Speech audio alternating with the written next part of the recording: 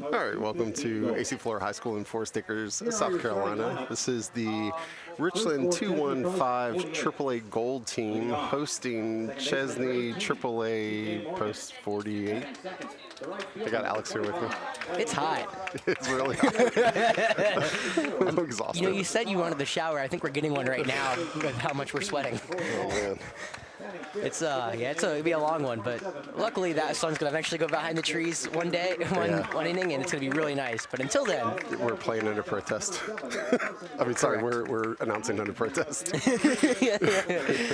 We need to move up to the booth today, Jeff. We need to move into a closed spot for the first time all actually, Forest Acres. So if we just had a fixed camera, like, and didn't have to worry about moving it, like, and we could always just go up there. I could use a remote wireless audio to I will say I did turn down the offer to sit with you because Brad looked at me and was like, you come in the booth if you want. I'm like, unfortunately my headset's has a cord on it, but I would shake you up on that usually. So welcome in, everybody. Of course, we have not seen the gold team here in, I believe, around 2 weeks. Since they played the red team, right? Yeah, which is, I guess, before you both went on vacation, I believe. Yeah. So it's been a while, but it's been a very successful summer for the gold team so far in their quest to repeat as AAA state champions. They won 7 straight before falling in their last 2 to both Camden and Blythewood, and 2 very good teams, I might add, as well. But, of course, a little side note on that one is they only had 9 players last week, which, of course, if you guys have been following our AAA coverage over the last 2 years, or Legion coverage at all, you kind of know that's kind of part of the game in a sense of there's just some games you only have 9 kids, and that's because everyone's taking vacations and stuff. Yep. Summertime, you know? I mean, I would be taking vacations, too, if I was on one of these teams. Don't get me wrong. Unfortunately, I'm over here, and all my vacations are taken, and now I'm stuck in the hot weather in South Carolina. Yeah. So they're after AA is playing at Ben Lippen. Gold got slotted here. Red team is actually out of the playoffs, so we only have 2 more teams to cover, Jeff. Unless we want to join the youngsters. So we can watch the AA watchage potentially. Yeah. If they play here. But this will be 1 of 2 games this week. Senior team comes here Wednesday. AAA Gold looking to hopefully not play Wednesday. They have to beat Chesnee twice out of 3 on Monday, Tuesday, Wednesday. But Wednesday, Chesnee, not Chesnee. Chesnee? That's this. Oh, are we talking about AAA Gold? Yeah, I was talking about them. I said they beat Chesnee 2 out of 3. I thought we switched to the seniors. I did, but I came back.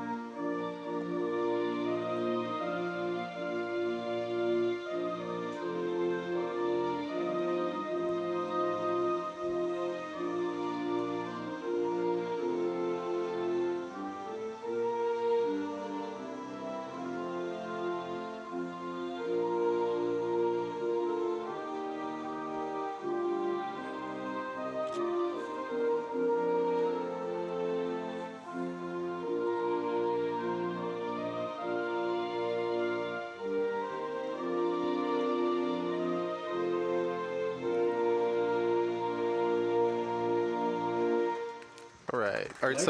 So this first round of the AAA South Carolina American Legion baseball tournament. Yeah. So each of the first 2 rounds are best 2 out of 3 between 2 teams, right? Yes. So we are playing Chesnee here tonight. We are in the technical bracket of Fort Mill. So if we win this, theoretically, you play the #1 seed Fort Mill. Of course, not slated in, but especially in high school, it's just kind of how it plays out. A lot of teams just really, especially with the 1-4, it's a lot of chalk. So expect to go to Fort Mill if we win this. But of course, you got to win this first, and it's not going to be an easy one. Of course, Chesnee comes in 6-4. Yeah. I will say, just top of broadcast for anyone listening, the stats I'm going to have for Chesnee are through 9 games because Buffalo, I cannot find that game stat anywhere. Okay. So Yeah. That's all right. Get a sense of things. Yeah. So heads up, Chesnee fans, if you're listening. I got 9. That's there's nothing else I can do about it. So you're cool. Yeah. Awesome. Gold. I was able to get everything because broadcasting, yada yada. But let's meet the teams, of course. If you're new here, I would say to top of every Legion game, because I know a lot of people join new. I do radio style, so let's rock and roll through the Chesnee lineup. Leading off, C.J. Morgan playing second, batting second. The right fielder Clay Davis third. Nolan Fasaro he's playing third and batting third, might I say. Cleanup duty is the first baseman Coy Wall, batting fifth. The DH Banks Davis sixth. The center fielder Owen Alick, batting seventh. The shortstop Harson Gassett, batting eighth. The left fielder Kevin Grant, and batting ninth the catcher Caden Weiss, I believe. There it is. Yep. And they are DHing for the pitcher Reed Smith. It's actually we are not DHing. There we go. So let's roll through our starting lineup for the 2-1-5 goal. Leading off, the shortstop Jackson Williams, batting second. The catcher Cedric O'Neill third. Asher Robinson at third, batting fourth. The pitcher Jacob Smoke fifth. The center fielder Roland Boyd, batting sixth. The first baseman Tucker Harwell seventh. The DH Jacob O'Neill eighth. In left is Luke Smoke. Ninth, the right fielder Andrew Kirby, and being DH'd for is our second baseman Parker Connolly. So. Okay. Should be a fun one here this evening as we're ready to rock and roll. This is Jacob Smoke, you said? And then Luke Smoke is where? Luke Smoke is in left. Jacob is on the hill. Okay. They're a PBL family. Where do they go to school? Like Arnie or no, Spring Valley? Spring Valley. Okay. And let me turn off the background music. I put some on during... Jacob will be a rising senior. Luke will be a rising freshman. If I'm right. Let's rock and roll. C.J. Morgan versus Jacob Smoke. Fastball low. Ball one is... I told Jeff, I feel like we've been gone for longer than a week, even though we did a game here last week. Does it feel the same to you? Yeah. If we're not here, 3 or 4 nights a week, it's... not the summer. It's like it doesn't even count. 1-0 fastball is fouled straight right back. It's 1-1. I feel like I got so used to the football and or baseball and lacrosse schedule we had back in the spring that I feel like I'm not at Flora for two nights a week. Oh, man. It gets really weird when football happens and you're only there once a week at most. 1-1. Fastball upstairs. Ball 2. Now football's coming up quickly. Yeah, no. About a month and a half left before we have our first game. That's a game against Westwood in week 0 at Memorial. The 2-1. Fastball low, fouled straight back. It's going to be 2-2. The leadoff hitter, C.J. Morgan, 3 for 12 so far this summer. Again, I only have 9 games of stats through Chesnee, and how we kind of said it earlier, how summer works. You don't play all those games, so not really many averages for Chesnee just because they don't have the averages for it. I try to not do too much inflating of averages in a way. The 2-2 swung through and missed. Breaking ball on the outside edge for strikeout number 1, and out number 1 here in the opening frame. The right fielder, number 25, Clay Davis. When talking to Brad, Jacob now making his 4th start, 2-1 on the hill. 5 earned runs over an 11 1/3 innings pitch, but he said really all those runs came in that first game, and since then he's been lights out for the 2-1-5 Gold team, which is second in this little block of 4. Actually, it's the left-handed Jacob Smoke, versus the left-handed Clay Davis. Called strike 1, fastball on the inside, 3rd. I got to get back in the swing of things, Jeff. It's hot. It looks like he has good velocity. Fastball's moving. The 0-1. Change up called. Strike 2 on the low outside edge against the southpaw, Clay Davis.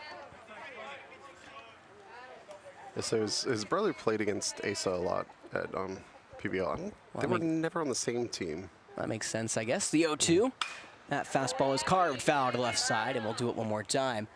But, of course, Asa and Luke, both rising freshmen, respectively, at Spring Valley and AC Flora. Yes. Future lacrosse star. The 0-2 fastball's high and inside for ball 1. Asa could have chosen this sport. Luke definitely didn't win the batting title his final year because Asa won it. Oh, gotcha. But Luke's a good player. But unfortunately, Asa could have chosen a real sport and played baseball. Instead, he chose lacrosse, and that's on you. A realer sport? Oh, sure. The 1-2. That breaking ball's lined in the right field for a base hit. Kirby will get it in quickly, and a 1-out single for Davis. That'll be his 2nd hit of the summer, as that'll bring up Nolan Fasaro, the 3rd baseman. God, it's still hot. Still sweating, yes, thank you. that sun could go down, that'd be fantastic. Fasaro coming in 8 of 15 so far this summer. However, the big number for him, 2 homers, 11 RBIs. Southpaw deals, first pitch called, strike one. Fastball on the outside edge. I think he's throwing that little two-seam action, Jeff. Yeah, I don't know. Looks really good. That's tough. Looks like he's throwing a 2 and a 4-seam so far. As the 0-1, that fastball is carved the other way into the right field side in foul territory. It's quickly 0-2 here against Fasaro.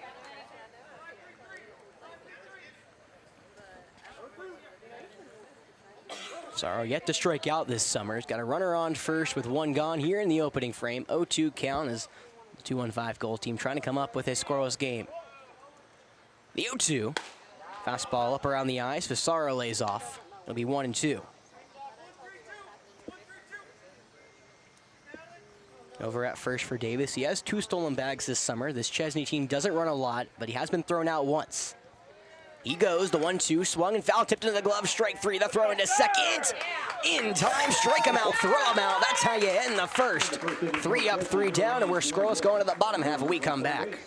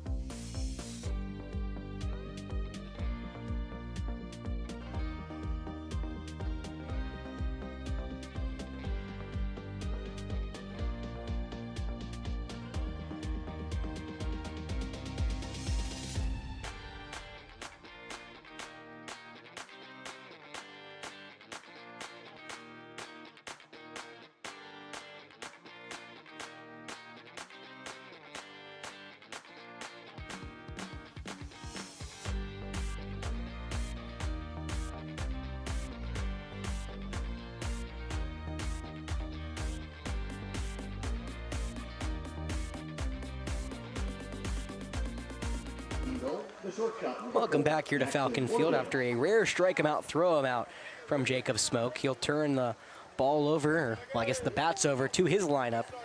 Gold team will come up to bat here in the bottom of the first. They'll get the right-handed Reed Smith, and of course, dare I say, every player on this team from Chesnee, so I usually don't say it, except for Reed Smith. He's from the Smith Christian Academy. First pitch fouled straight back, 0-1. Smith is actually a rising 8th grader and is technically homeschooled, so. Oh, wow. Yeah, one of the few players that does not go to Chesnee, either middle school or high school. Williams, on the other hand, rising junior at Spring Valley. The 0-1 changeup, called, strike 2 on the outside edge, quickly. And I will say, unless I missed something, Smith does not look like a rising 8th grader. The batter is a rising 8th grader? The pitcher. Oh, yeah, okay, sorry. No, Jackson Williams at the dish is a rising junior. I was gonna say. The 0-2. That one's hammered into left field. Coming on is Grant, and it will not be caught. It drops in front of him after he tried to make a diving stop. Williams will hold up at first and will officially be ruled a leadoff single. The catcher, number 31. Took a second for me to see that one. It kind of, with how it was placed, I couldn't see it behind the third baseman, but it did hit the ground, meaning Jackson Williams has a leadoff single, increasing his already .333 average even better. Well, in the 2-hole, it's a man very familiar with the 2-1-5 gold, Cedric O'Neill here. Right on, right runner at first, bunt shown. That one's bunted to the right side. Gonna be a tough play as the pitcher Smith has it. He'll flip it to first for out number 1. Smith stays close to the second base bag, but a good sacrifice bunt from O'Neill puts the first runner of the game in scoring position with 1 away. The third baseman, number 7, Asher Robinson. And now the third baseman, Asher Robinson, will dig in. Weirdly, I don't think I've called much of Asher just because of how our games of the Gold team have lined up this season, but the left-hander's having a successful summer, hitting .320. Smith looks the runner at second, comes home. His first pitch. Change up away, ball 1. Robinson, 7 RBIs, big number, 2 doubles. He had a double and 2 RBIs in the loss against Camden last week.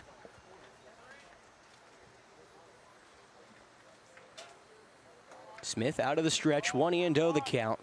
He'll fire home. The pitch is fouled straight back at us. It'll be 1-1. I didn't flinch. I didn't either. Nah. You It know, was a little high. But I feel like I get used to the net way more quickly than I used to. yeah. You know, as a broadcaster, I'm like, I'm gonna get hit one day and it's gonna kind of suck, but because I don't flinch. I'm so used to watching baseball and everything, I feel like. Yeah.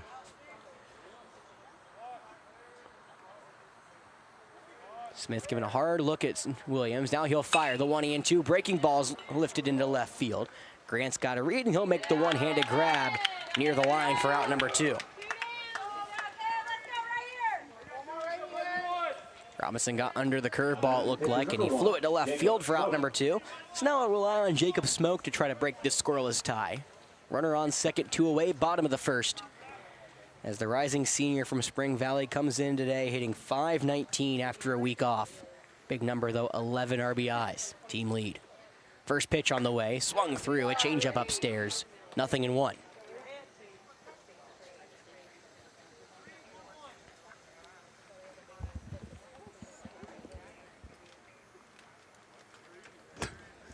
What? I was thinking, man, are we having like RFID? Williams goes the 0-1. That ball skips into home. Williams will have to hold up at third. He would have gotten there anyway. So a stolen base turns into a wild pitch. It'll be 1-1. Continue, Jeff. I'm sorry. No, I heard like squeaking, and I was thinking like we were having like RF interference or something in the headset. I was like, man, I'm gonna have to replace more cables and stuff like that.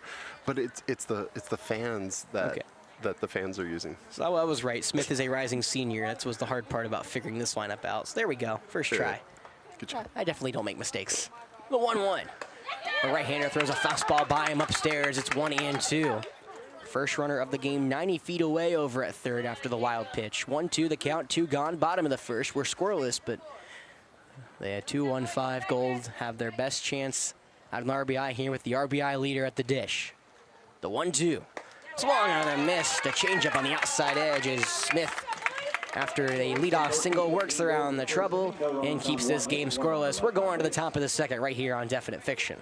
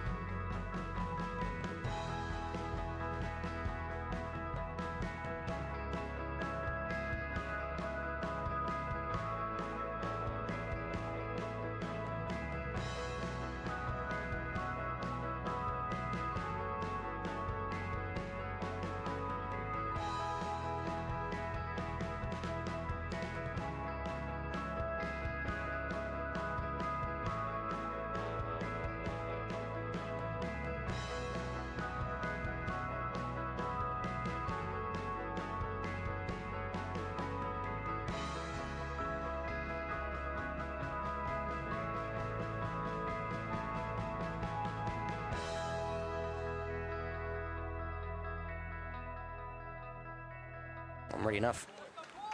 Welcome back into Falcon Field here. It's 2-1-5 AAA action on Definite Fiction. The senior team's off at West Columbia, so we got AAA Gold and Post 48 here for you. Fun night so far. Scoreless through one after Reed Smith and Jacob Smith both working scoreless frames. Now we're set to begin the top of the second. Left on right, first pitch to the big first baseman Coy Wall. Misses upstairs with a heater. It's 1-0. Yeah, both pitchers ended up with 11 pitches in the first. Wait, they have 15 on there? Oh man, I'm way off. 1-0. Fastball low in the zone. Called strike one. 1-1 the count.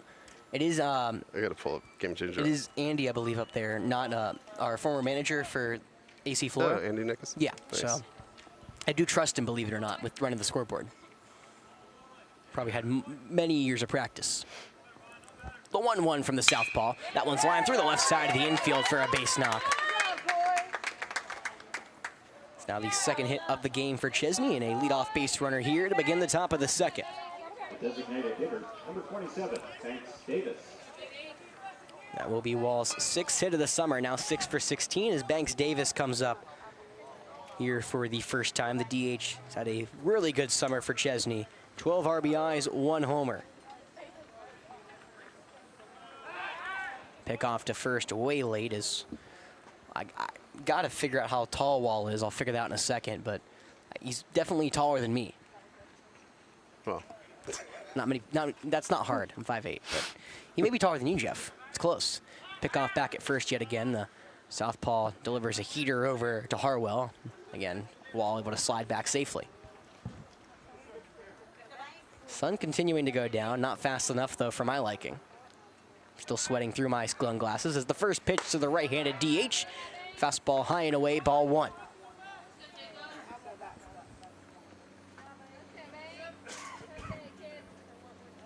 Davis, a rising freshman for Chesnee. Went 2 for 3 in their last game as the 1-0. That one's lying the other way towards the 2-1-5 dugout. It'll be 1-1. He went 2 for 3 and 2 RBIs in his last time around. And Chesnee's had a very up and down season as of late. You know, they've won 1, lost 1, won 2, lost 2. Just kind of that season or summer so far for Chesnee. It's all about you all change it though right here. 1-1 swung through a changeup low. It's quickly strike 2. That ball hit the dirt and O'Neill had to backhand it. That cloud's currently very nice right now. yeah, That small cloud that decided to go in front of the sun for all of 30 seconds probably. As the southpaw fires the 1-2. That fastball misses high, ball 2.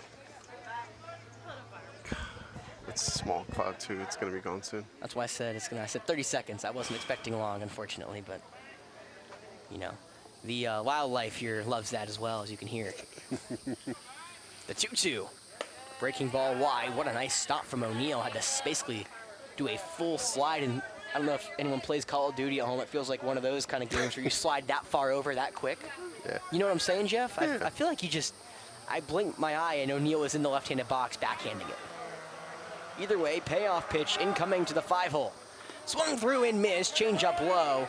Davis will have to retreat back after he runs down the first. You can't take first off a drop third strike with someone on there. So there's now 1 away here in the second. The center fielder, number 5, Owen Alick. It is the third strikeout of the so far young evening here for the southpaw on the hill. So now Owen Alick, which is funny enough because my roommate was Alec back in college. That's how I figured out. That's how I quickly learned that name. He'll dig in for the first time. Lefty on lefty, still over at first is Wall. First pitch to him as he bluffs a bunt is a off-speed pitch that misses way up high for ball 1. O'Neill had to jump up and stop that one before it got to the backstop.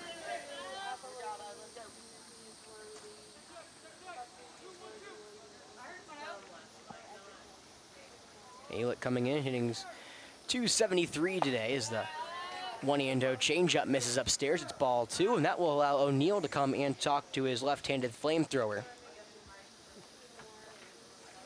We can talk about the batter. He has 1 double, 5 RBIs.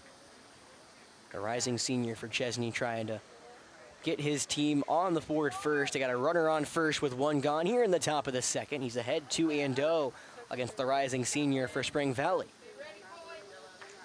And a good crowd here for Chesnee, considering, the 2-hour drive from the upstate. Definitely not short. The 2-0, bunt shown as the fastball catches the outside part of the zone for strike one. Aylett kind of cocked his head, saying he didn't like it, but it is 2-1. Probably caught that top corner.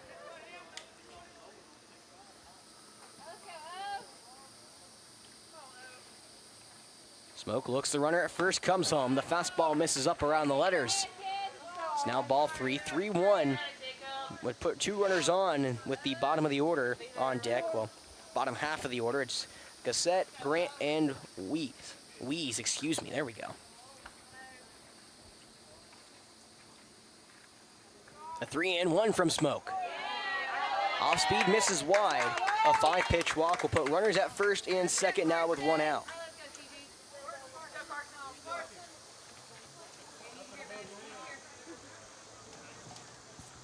The shortstop, number 7, Carson Gossett. So now Carson Gossett will come up for the first time today. Got a runner on first and second, 1 away, as the rising senior looking to provide some damage here for against the 2-1-5, the defending AAA state champs. First pitch on the way as he shows a bunt and he bunts it foul. Looks like he chopped down on that one and didn't get enough on it. Pushed it straight foul. It's 0-1.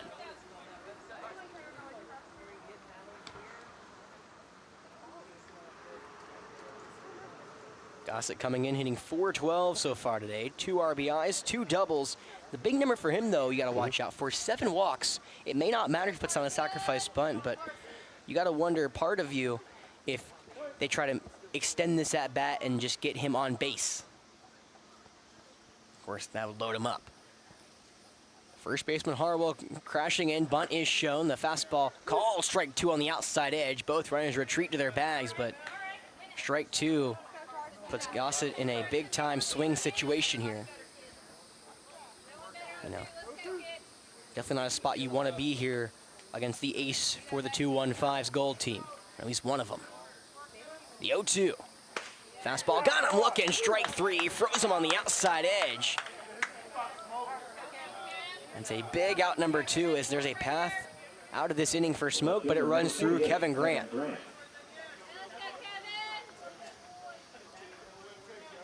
Runners at first and second, 2 away for the right-handed rising senior Kevin Grant. First pitch, changeup way wide, ball 1. Smoke quickly firing to Grant. Felt like he just got in the box as he was winding and dealing.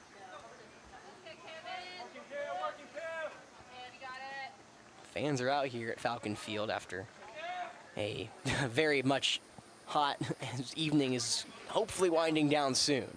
The 1-0 is chopped over to the third baseman. Robinson fields it on the hop and steps on the bag. Nice play from the third baseman, just made sure he stayed in front of it and kept it in his glove, and that will retire the side. 48 leaves 2 on as the 2-1-5 will come up here in the bottom of the second, looking to break it.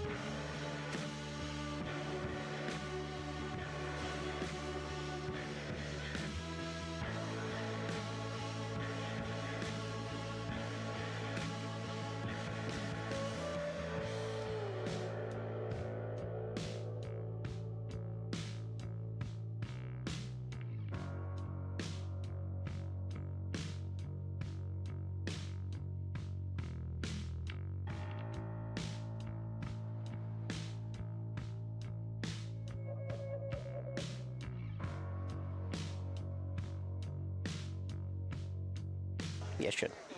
All right. Welcome back here to Falcon Field as the sun continuing to set over that right field side. Trust me, you'll be able to hear a big sigh of relief from probably everybody here when it does.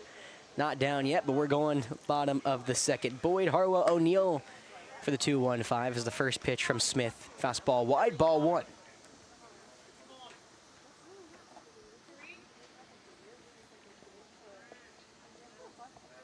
The right-hander kicks and deals the 1-0. Swung through and missed. Change up low.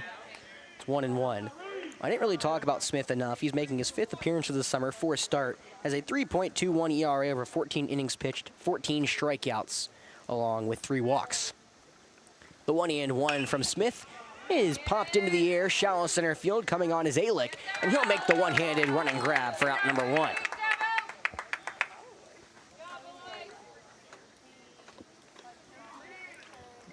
Felt like Boyd cut into that one in a way, kind of sliced it into shallow center, and it was an easy out number 1 for Alick. And that'll be Tucker Harwell up. Harwell, the rising junior, coming into the day with 2 RBIs, hitting .235. Another left-handed batter here for the right-handed Smith. First pitch to him. Breaking ball misses low for ball 1. Tucker was on the team last year, right? Oh, yeah. Tucker's been a mainstay here in the 2-1-5 as of late. He went 1 for 4 in their loss against Camden with a strikeout and a run. He also pitched 2 2/3 innings. So did it all here for the 2-1-5's gold team. The 1-0. Fastball misses low and in, ball 2. After Harwell, it's Jacob O'Neill. Cedric, of course, hitting second. And then Luke Smoke, if it gets that far, waits in the hole. Gold team down 2-0 the count. There we go. I'm blaming the sun until it goes down. You got time. Take your time. I got time. The 2-0 pitch misses up and away. Change up for ball 3, and now Smith has fallen behind Harwell 3-0. It's a scoreless game here in the bottom of the second inning with 1 away. There we go. You got all that right. That second time's the charm, you know? Sorry. Maybe third. I started a lot. Sorry, we'll edit it. The 3-0 fastball runs in tight. A 4-pitch walk to Harwell with 1 away. It's the beauty of live streaming. It is what it is. About to say there nothing to change or anything. That's my problem, you know, when I was doing packages for South Carolina, you know, when I was a student, I was a perfectionist, so if I I was very much like, even if I didn't like how it sounded, I would do it again and again and again. Oh, can't do that here. You gotta just suck it up. Nah. All right on right as Jacob O'Neill digs in. First pitch to him is a fastball up around the eyes for ball 1. I saw O'Neill back in their first game, but however, I have not seen him since, just again with how everything has worked out. He's hitting .263 this summer, the rising sophomore. Looking to now provide maybe his 10th RBI of this summer. The 1-0. Change up called, strike 1 to the outside edge. Count moves to 1-1.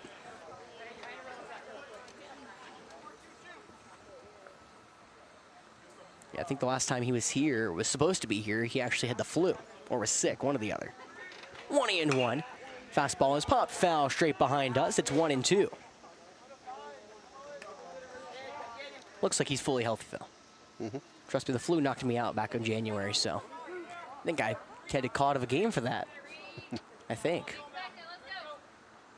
I'm glad you remember, Jeff. Yeah, I don't remember. 1-2. Ball is lifted in a deep center field. Going back is Alick. Nor the warning track into right center field, and he has room to make the play. Comes in a little bit at the end, but it's good for out number 2. The left fielder, number 14, Luke Smoke. So now Luke Smoke will come up again. I guess him and Asa did some battles in the PBL, but now the person who chose the correct sport will step into the left-handed box with 2 away in the bottom of the second. I can't help that Asa chose lacrosse, Jeff. It's not my fault. It's God's plan. I do love lacrosse, I'll be honest. It's growing on me. The right-hander fires the fastballs right down Broadway for strike 1. You know, my friends are like, I don't understand lacrosse. I'm like, I'll be honest, I didn't either, but I've grown to like the sport a lot. It's really fun to call, I will say. Yeah. Comparatively to soccer. The 0-1. Change up in the dirt. Nice job from Weiss to get a glove on it. 1-1. A lot of people don't understand physical chemistry, but it doesn't mean that it's not awesome. I'm going to act like I know what physical chemistry is. Science is not my forte. I know what physical chemistry is, thank you. I'm just making the joke. The 1-1. Swung through and missed. Change up on the outside edge is now 1-2 here against Smoke. Smoke coming in was a .227 average with 6 RBIs. Big number though, 370 on base percentage, trying to help his team out and turn this over to the 9-hole Andrew Kirby waiting on deck. Now comes set is the 1-2, swung through. Runner went from first, it does not matter as that will end the frame. The second strikeout of the game for Smith is the second straight inning-ending strikeout, and that will keep this game scoreless. We'll go to the third inning when we come back.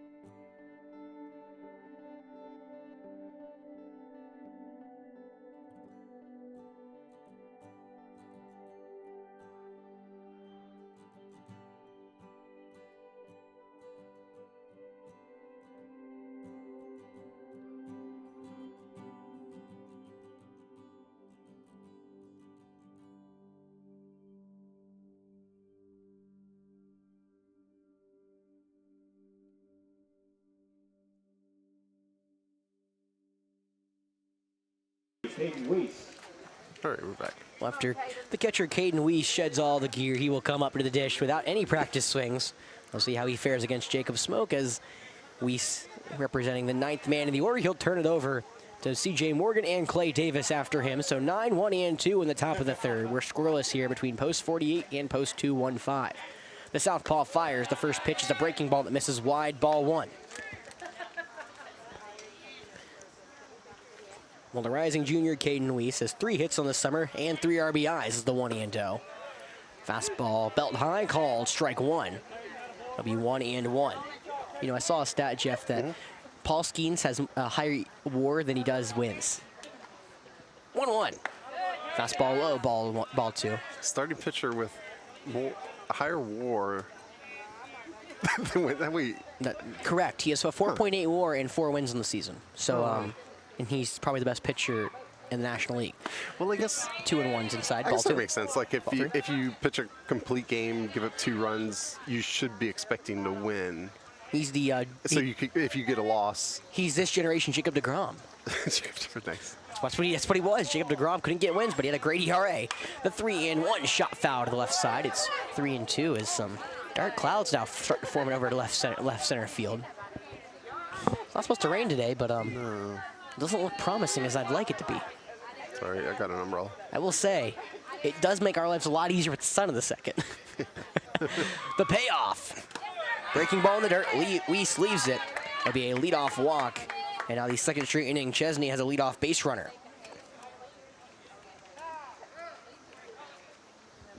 A curveball just hit the dirt. Now there will be a courtesy runner going over to first.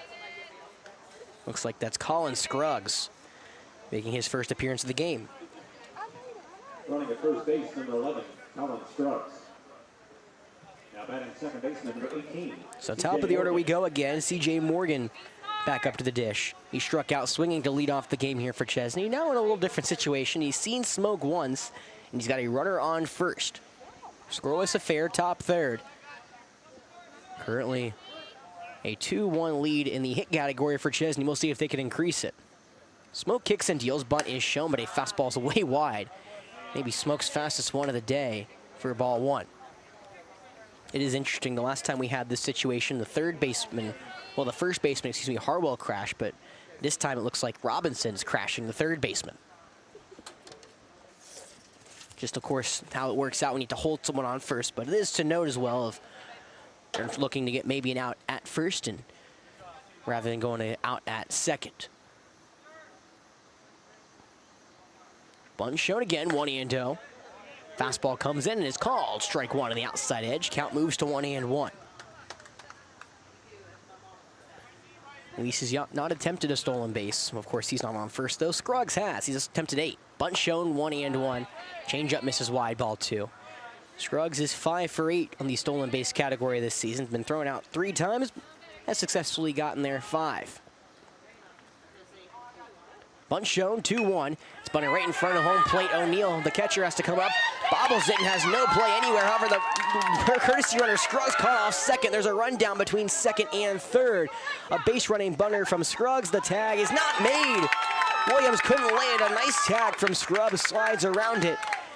And a base running blunder does not turn to a bad thing for Chesnee, as they have runners at first and second after the bunt from Morgan.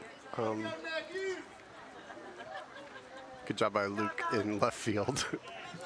Coming in from left field to cover third with that rundown. Yeah, that's a rundown you need to have. And I think if Robinson threw or maybe it was Luke who tried to throw it a little earlier, either way, we're not able to get the tag as Scruggs was able to slide around it. So now an error on the catcher will put a runner at first and, of course, the runner at second for the left-handed Clay Davis. Lefty on lefty, first pitch, fastball misses up high, ball 1. And Davis has one of the 2 hits for Chesnee so far tonight.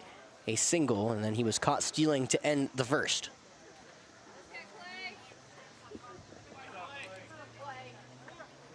That bunt now pushed down the third baseline. It will go foul. It's 1-1. Of course, I swear every time I look down at my little sheet of paper, that's when Smoke says, my turn to throw a pitch. I think it's happened like 4 times today. Yeah. Come on.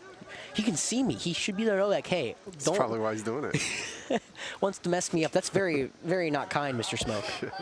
Well, the count is 1-1. Harwell to the first baseman, now on the infield grasp, and we're trying to get that lead runner at third. 1-1 on the way. Runner don't go as there's no bunt bluffed, as curveball's going to miss outside here against the southpaw. 2-1 now the count. Again, the clouds moving over, sun still setting. Shadows starting to engulf Falcon Field here. The 2-1. Fastball's fouled straight back. It'll be 2-2. It's the wrong part of the order they want to get in trouble with for the 2-1-5 school team. Fasaro in the hole and then Wall on deck. Most dangerous part of the order for Chesnee, trying to give them an early advantage here at Falcon Field against the AAA Gold team, the 2nd seed in the Gold team and the 3rd seed in Chesnee. Now time called by the man at the dish, Clay Davis.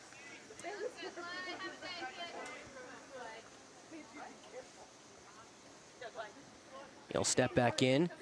Again, 2-2 count, still nobody out. Smoke winds and deals the pitch. Breaking ball runs in tight. Doesn't hit Davis, but it runs the count full, and if Smoke loses him, that will load him up with nobody gone.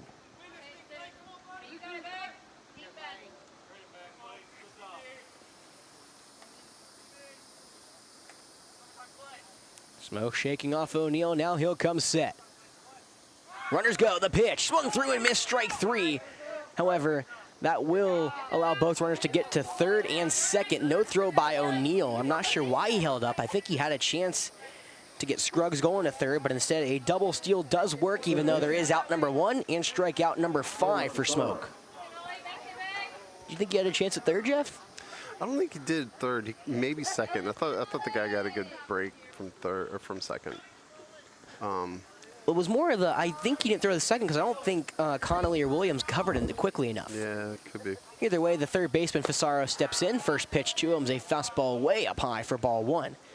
Fasaro had the strike him out, throw him out situation to end the first inning. He actually got a changeup. He foul tipped into the glove, and O'Neill made a heck of a play, catching it and then throwing it down to second all in one motion off of a foul tip. You don't see that often. The 1-0 is bounced foul straight behind home plate. It'll be 1-1.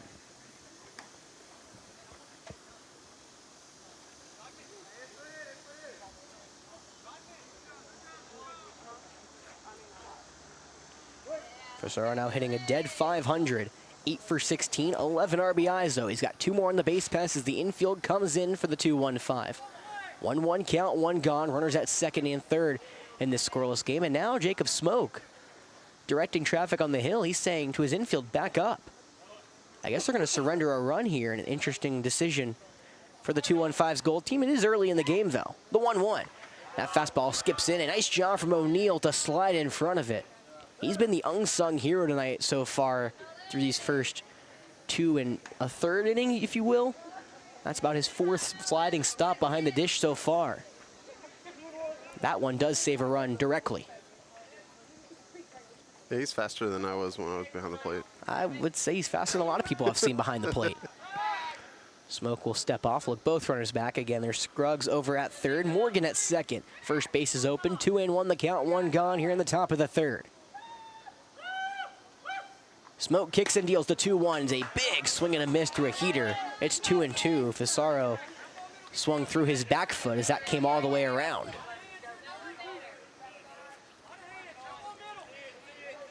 Smoke looking for the second out of the inning. Kicks and deals, 2-2. Fastball up high, a snap back through the 3rd is not in time. A nice job from Robinson to go down on 2 knees to keep the ball from going into left field. Another chance from this defense to save a run.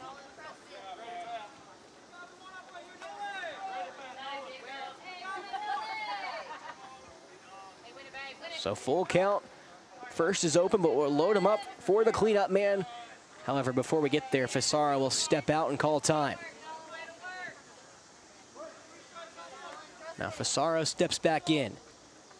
Yellow bat over his shoulder. The payoff on the way is a fastball that's grounded over the 3rd base bag, just foul. That one didn't miss by much, but I think it was the right call, as I think it was looking to go over, and then all of a sudden, by hair, took the left-handed lip. Yeah, it was just foul. Well, the left-handed turn, I guess. Fisaro got a good pitch to hit and just missed it on the inside edge, and now it's a 3-2 yet again, 1 away. Infield still back here for Gold. The payoff, one more time. A fastball, Fisaro checks his swing. Did he go? Yes, he went around. The infield umpire said he did for strikeout number 6 now for Smoke, and a big out number 2 here for the 215's Gold team. First baseman number 16, Coy Wall. Looked like a fastball or a changeup that was spiked about a foot in front of home plate. Fisaro had his hips turn. I'm not sure if the bat came all the way around, but it is called for out number 2.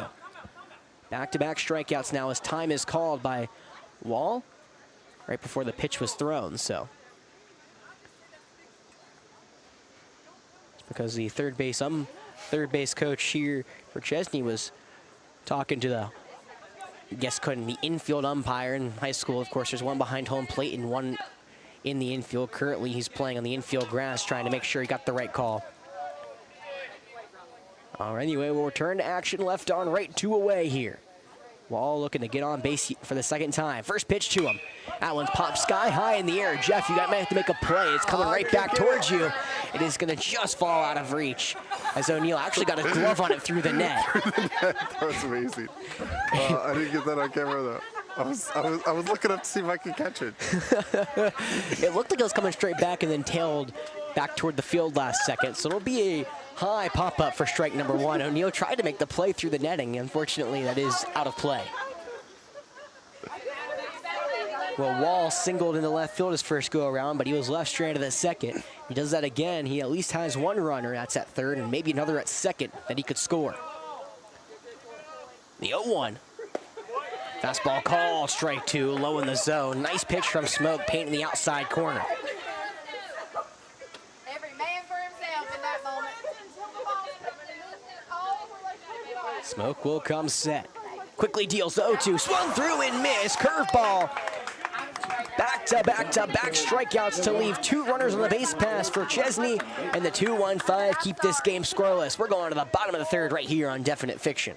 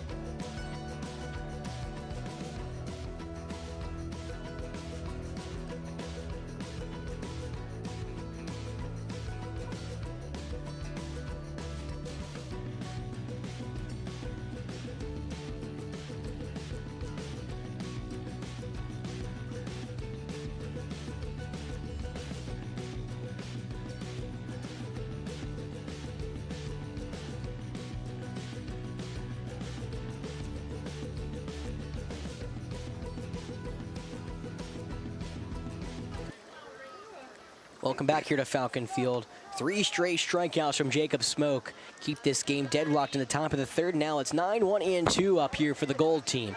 Kirby leading it off, the left-hander versus the right-handed flamethrower. First pitch is a changeup outside, 1-0. Unfortunately, our senior team is now down 3-0 against West Columbia over at Brooklyn KC. The 1-0 is swung through and missed. Changeup on the outside edge. It's 1-1 here for Andrew Kirby. I was talking with Brad Muller before the game, and Kirby, who is so far hitless this summer, but he says he's the atom ball kind of guy who just barrels everything up. They just go right at a glove. See if he can barrel one up to the gap as the 1-1. That one's muscled into shallow center field. The second baseman runs back, and Morgan throws the glove. He can't get there. Now a ball that goes all the way to the dugout after an errant throw to first. Kirby has his first hit of the summer, and an error gets him to second. All right. Right on cue. That one wasn't barreled up, but it was muscled just out of the reach of the second baseman Morgan, who tried to throw the glove to knock it down, couldn't get there. And then I'm not sure what happened, but I guess the errant throw, Wall wasn't looking, and it trickled in right behind him, all the way toward the dugout. Little league double. And whatever works from your end, eh? No, but yeah. Good single. That is a single, no doubt. So now a runner on second for the top of the order. It's Jackson Williams. Big lead for Kirby. Now a pickoff back to second. The spin around pickoff move not in time. Smith was a little quicker. He might have got him after Kirby really took a big extra step. Kirby, again, he's held hitless, but he has a stolen bag so far this summer, so nothing too crazy as the wind's starting to pick up a little bit here. Doesn't go. The first pitch is lined through the right side of the infield for a base knock. Kirby is held at third, and Williams with his second hit of the day. He led off the game with a single, and now another one here in the third. Puts runners at the corners and nobody out.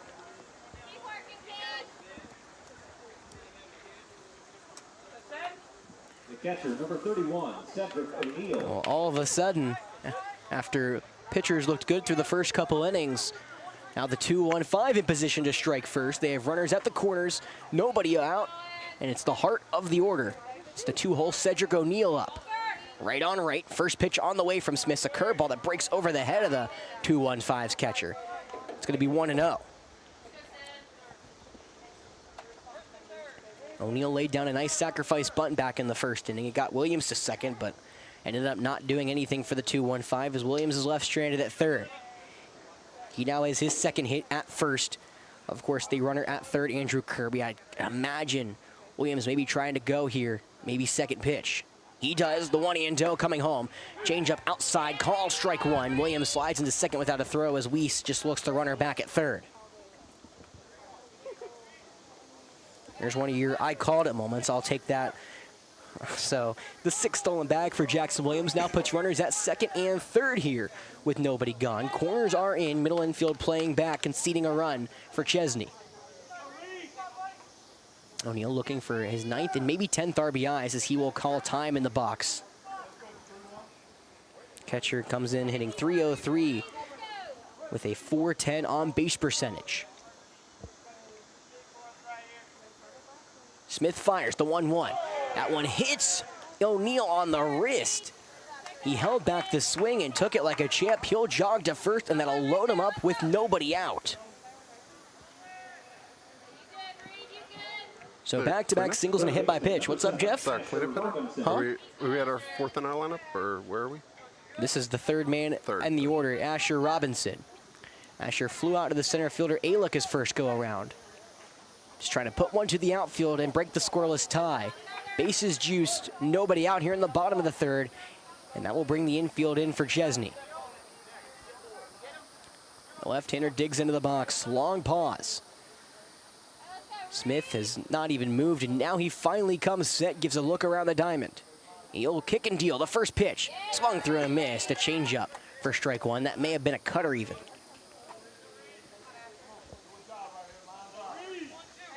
Robinson has 7 RBIs this summer, 2 doubles. A double may clear them all off the bases. The right-hander kicks and deals, the 0-1.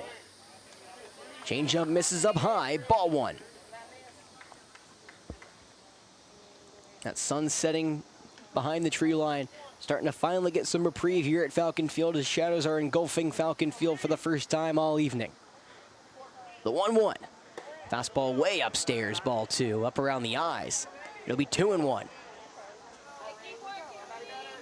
course, after Robinson, it's the pitcher Jacob Smoke and Roland Boyd waiting in the hole if it gets that far.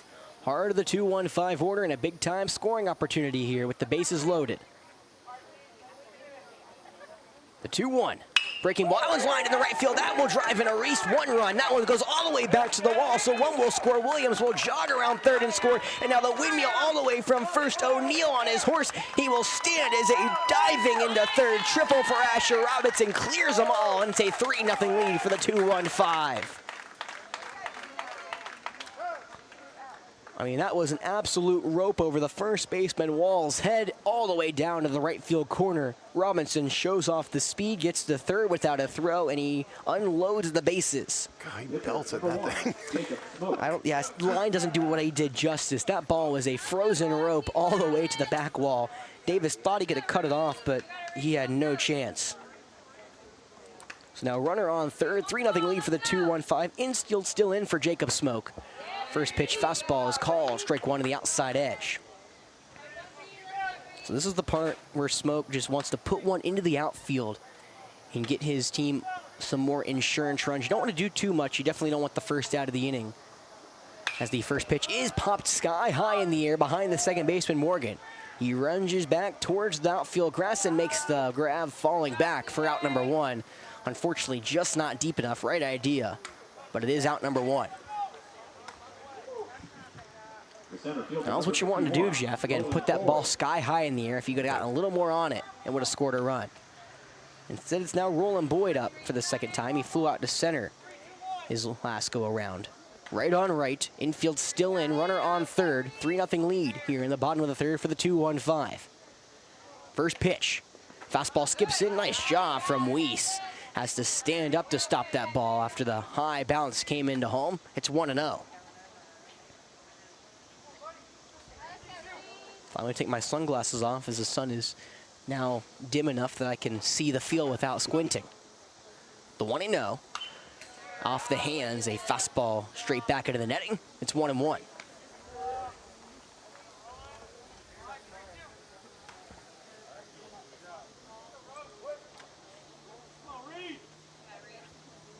Roland Boyd awaits the 1-1. Smith fires. The 1-1 changeup is swung through. Foul tipped into the glove for strike 2.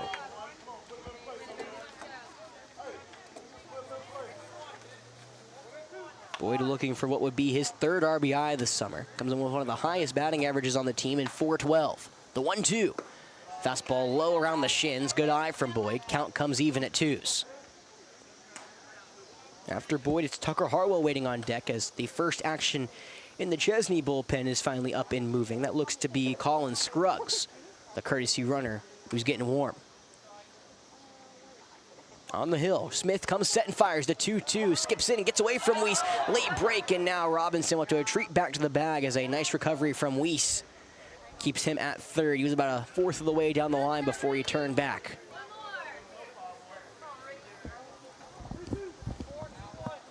Well, Smith trying for his third punch out of the evening. Runner on third, 3-2 count, 1 gone. Infield still in. The pitch to Roland Boyd is carved to the right side and foul, popped behind the netting, and we'll do it one more time. Yeah, that feels good. That wind is feeling nice. Unfortunately, I'm not a fan of what comes after the wind. Big gray sky. All right. You said it.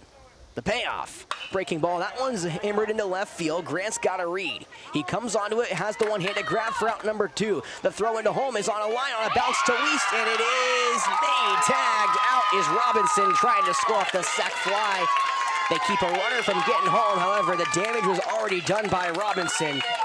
A triple that unloaded the bases. A 3-0 lead for the 2-1-5 going to the halfway point in this game when we come back.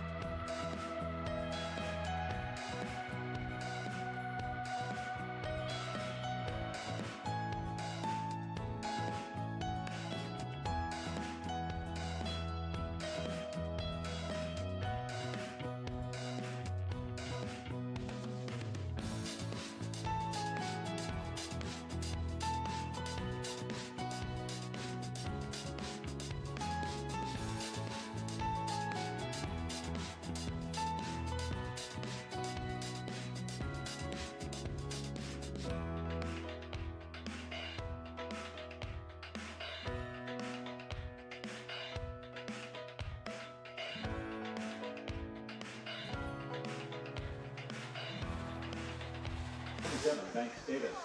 Don't mind us. Me and Jeff are talking about my energy drink addiction as we go back into the 4th inning here at Falcon Field. Have you ever had Bing?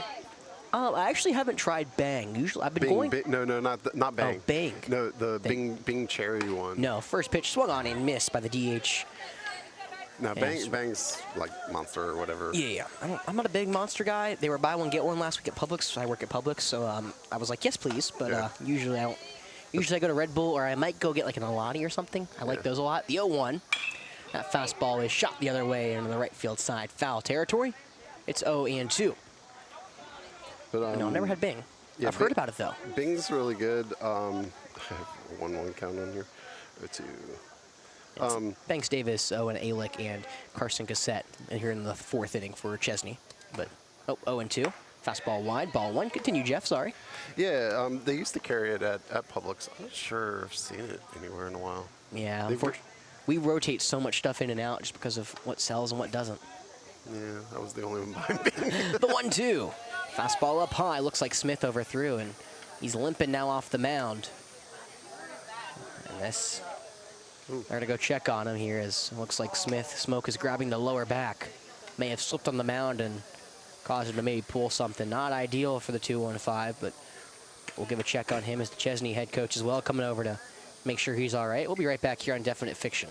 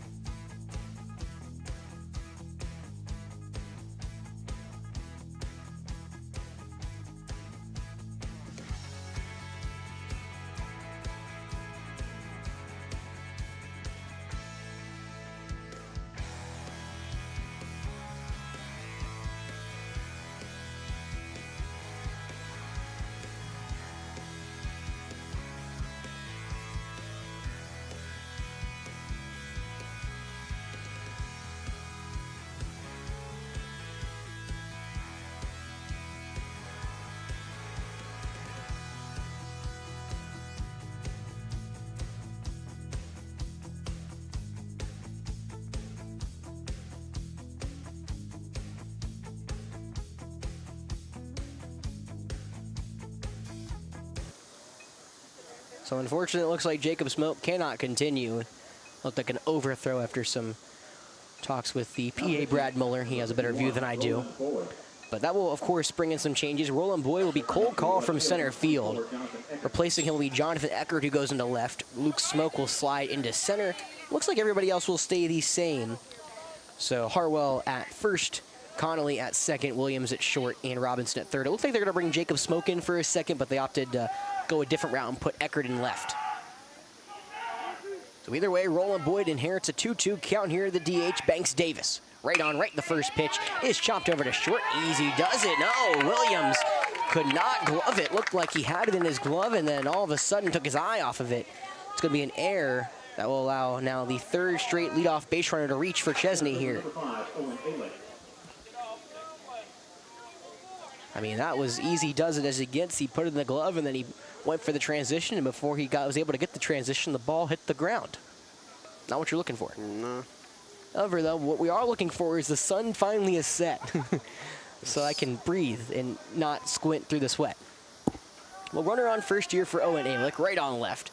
First pitch from Boyd's high and away, ball one, who comes in again cold, might I add. But now Boyd making his fourth appearance of the summer, a 1-1 record, 8 1/3 innings pitched, giving up 6 earned runs, 11 strikeouts, and 8 walks. Got Davis on first for Alick. The southpaw awaits as the 1-0 is fired home. Fastball high, ball two.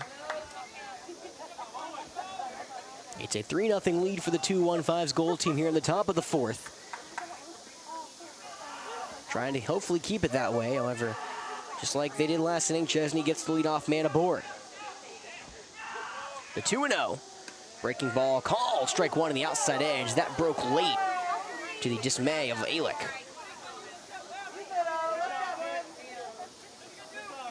Well, Davis struck out in his first go-around. He's now at first. In his first go-around, Alick drew a walk. He's ahead 2-1 here against Boyd. The right-hander fires the breaking ball. That one stays in the right-handed box. It'll be 3-1. As the wildlife also like that the sun is set.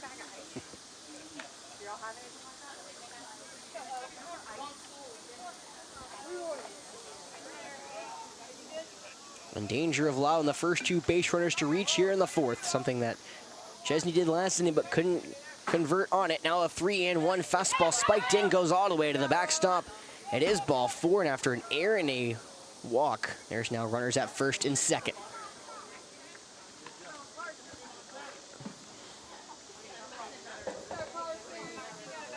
Shortstop number 7, Carson Gossett. So now Carson Gossett will come up with 2 on and nobody out. In this situation last inning, they had the 2-hole Clay Davis show bunt. We'll see if they do the same thing with Gossett, who went down looking his first go-around. But again, that was to Jacob Smoke, who technically now has his final line. He pitched 3 scoreless innings, allowed only 2 hits, struck out 7, and walked a pair. Now it's Roland Boyd right on right. That bunt down to the third base side. Robinson got a late break, and no one covered first.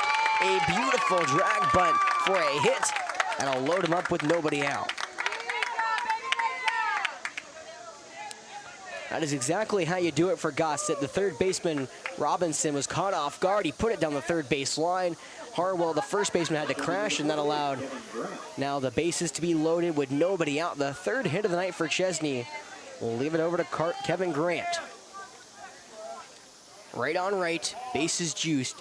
Corners in, middle infield back. The first pitch. Fastball called, strike one on the outside edge. 2-1-5 with a 3-0 lead. They'll surrender a run if they can get at least in out, hopefully 2 on a grounder.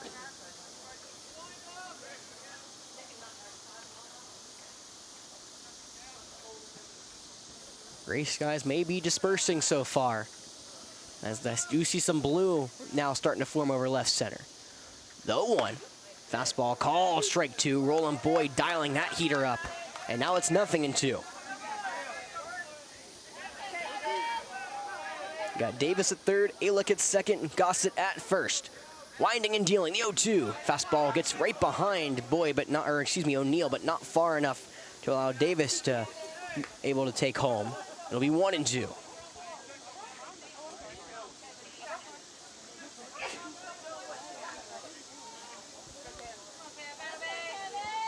Lights come on here at Falcon Field.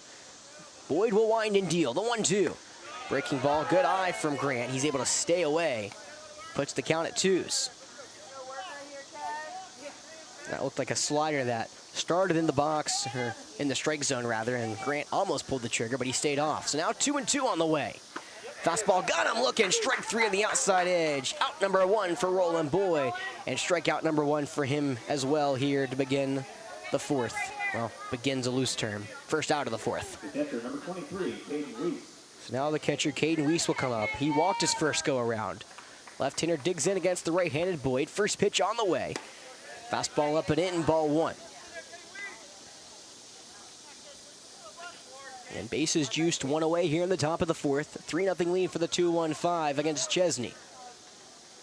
Senior team currently trailing 4-0 against West Columbia. The 1-0. That changeup is fouled straight back into the netting. It'll be 1-1. Looks like Weiss kind of put a BP swing on that one just to foul it off.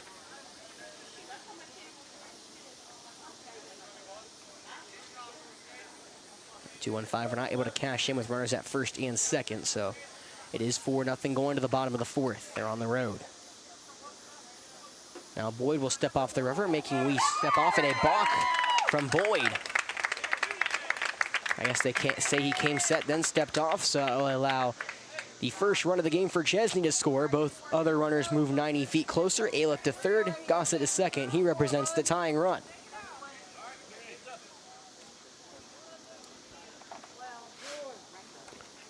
Count is 2-1.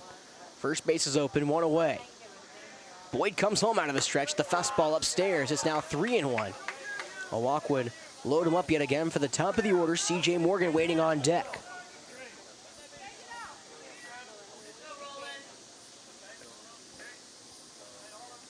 Boyd, who's back to working out of the stretch, comes home. The 3-1 stays upstairs.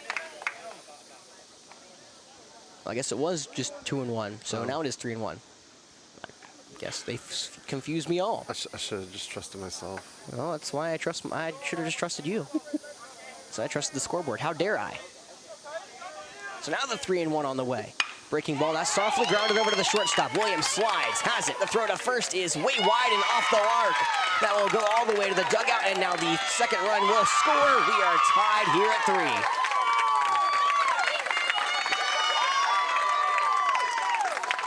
The official ruling is an infield single and an error on the throw into first. That brings home Alick from third and Gossett from second.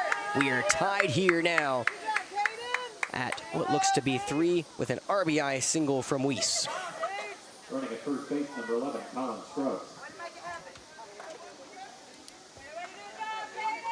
Nice job from Weiss. That was not an easy ball to get to. Kind of just poked it out to short. Knew he was going to get a run, and it was maybe so softly hit that Williams, trying to fire quickly, getting up after he slid and got it, was not able to put a good ball over to first. So we reset here, 3-3 game, 1 away here in the top of the 4th as a mound visit now here to Roland Boyd.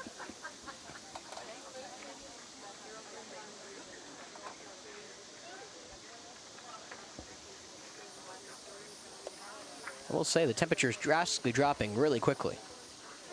It's very nice for me and you. Yeah. What are you tightening over there? Just taking some sun shielding down. Sun shield.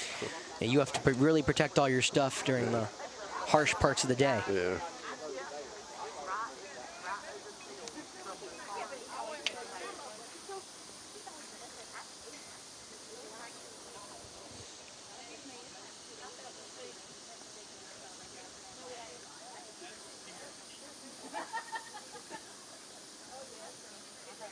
Getting Rosenbag maybe, or? That's not what's supposed to happen.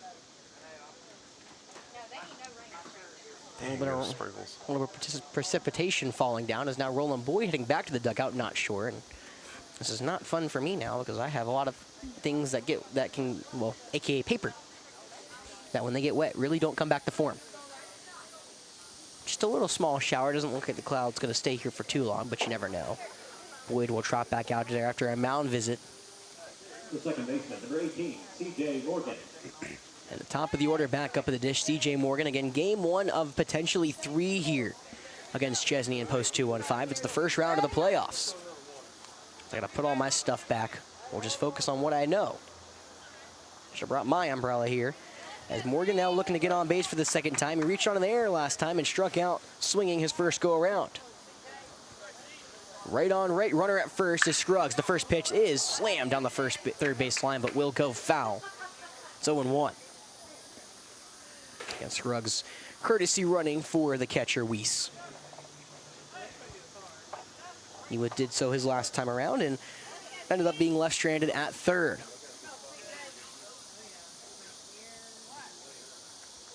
The 0-1. Breaking ball call, strike 2 on the outside edge. The leadoff man, Morgan, falls behind 0-2. Again, 3-3 game after Chesnee scoring 3 to match the 3 scored in the bottom of the inning in the third. Now, of course, 3 in the top of the fourth. They have 1 runner on first, 0-2 count, 1 away. Boyd kicks and deals the breaking ball over the head of Morgan, who gets out of the way. Luckily, he's all right, but it will be ball 1.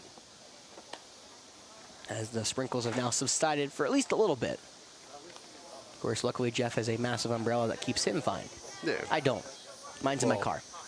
Mine's just over my laptop and camera. I'm Oh, actually getting rained on. The important things are safe. Yes. Boyd fires the 1-2. Change up and in, ball 2. It's a lot easier for me to get dry than equipment. Correct. I think the camera is not as fun. No. Boyd comes home, the 2-2. Got him looking, strike 3. Fastball on the outside edge, and that's good for out number 2. What was that sound, Jeff? Well, I mean, you know, it's our pitcher, so clearly it was a strike. But Clearly it was a strike. That definitely looked like a strike on mine as well, it but was a it little may have up been a and little away. outside. I don't know.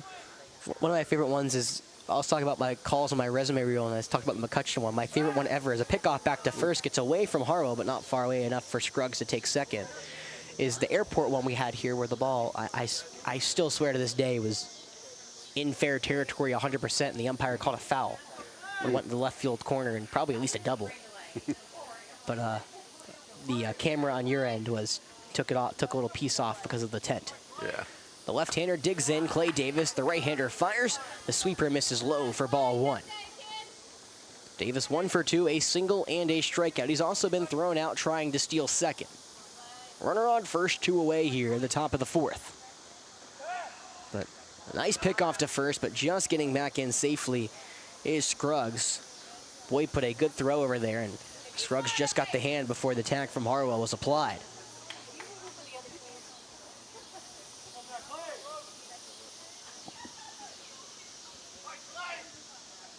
The 1-0, breaking ball way wide, ball 2.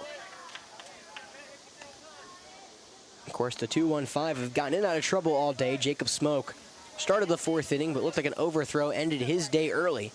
Roland Boyd has now been called in from center and has allowed 1 earned run out of the 3 that have scored. The 2-0.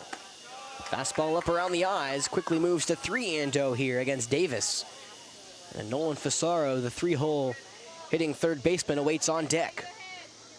Of course, the 2-1-5 struck in the bottom of the third after a bases-clearing 3 RBI triple from Asher Robinson was hit on a frozen rope all the way into the right field corner. The 3-0 from Boyd is a fastball that doesn't even get close to the zone. A 4-pitch walks, puts runners at first and second now with 2 away. Well, that is how we've gotten here around the halfway point in this game. Top of the fourth in a 7-inning affair here between Chesnee and the 2-1-5.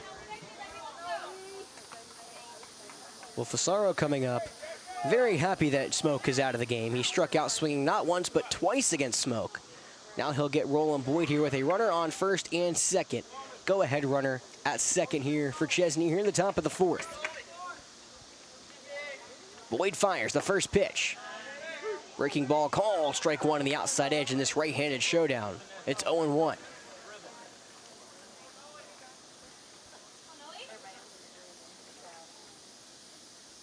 The 0-1. Fastball runs in tight as Fasaro had to duck out of the way. It's now 1-1. There is some light rain here, so some sprinkles that fall from the sky, but nothing too crazy, so hopefully it stays like that. The 1-1. Breaking ball foul tipped into the catcher's mask, and it'll be 1-2 after the breaking ball was hit on the top of the bat by Fasaro, who makes sure O'Neill's okay, who gives him a return thumbs up.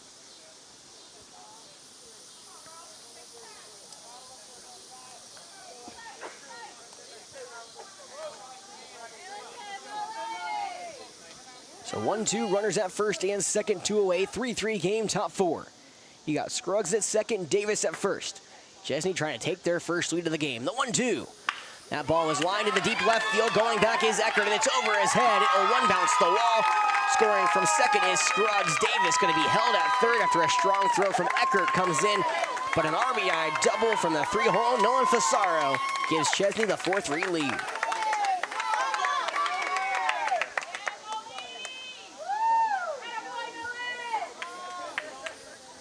And that was smoked into left field. No chance for Eckert to make a play on that one. It one bounced the wall, and that bounce was hard off the outfield grass, hitting halfway up the wall. So now Fasaro stands in at second. Davis will be at third for the 4-hole Corey Wall, who is the 9th man up in the inning.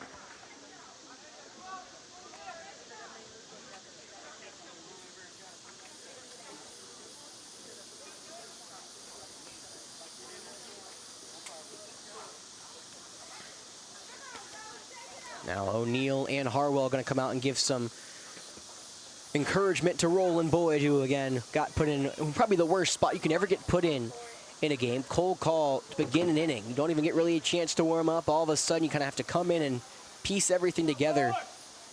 He's allowed 2 of his 4 earned runs as Chesnee has grabbed now a 4-3 lead here. See if they can add to it. Runners at second and third, right on right to Wall. First pitch, big swing and a miss through a fastball low in the zone for strike 1.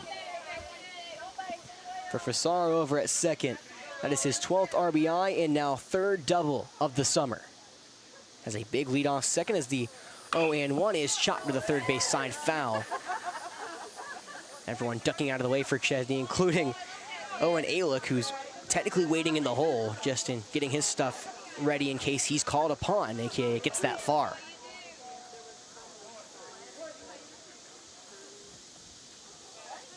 Wood 1 pitch away from getting out of the frame. Wall 1 for 2 on the night. The 1-2, 0-2, got him looking, strike 3. Changeup pinks the outside part of the plate, blue and gold, and that will retire the side, but not before Chesnee strikes for the first time this game, a 4 spot here in the 4th to give them a 4-3 lead. We'll go to the bottom half and see if the 2-1-5 can respond.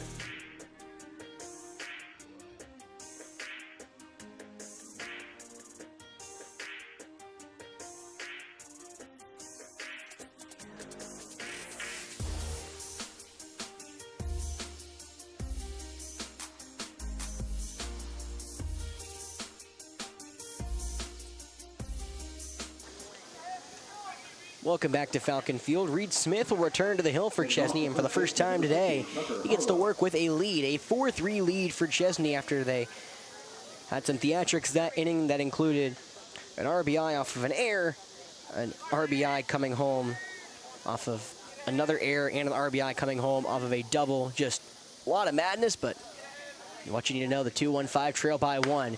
We Tucker Harwell leading it off. The left-hander watches the fastball from the righty stay away. It's ball one.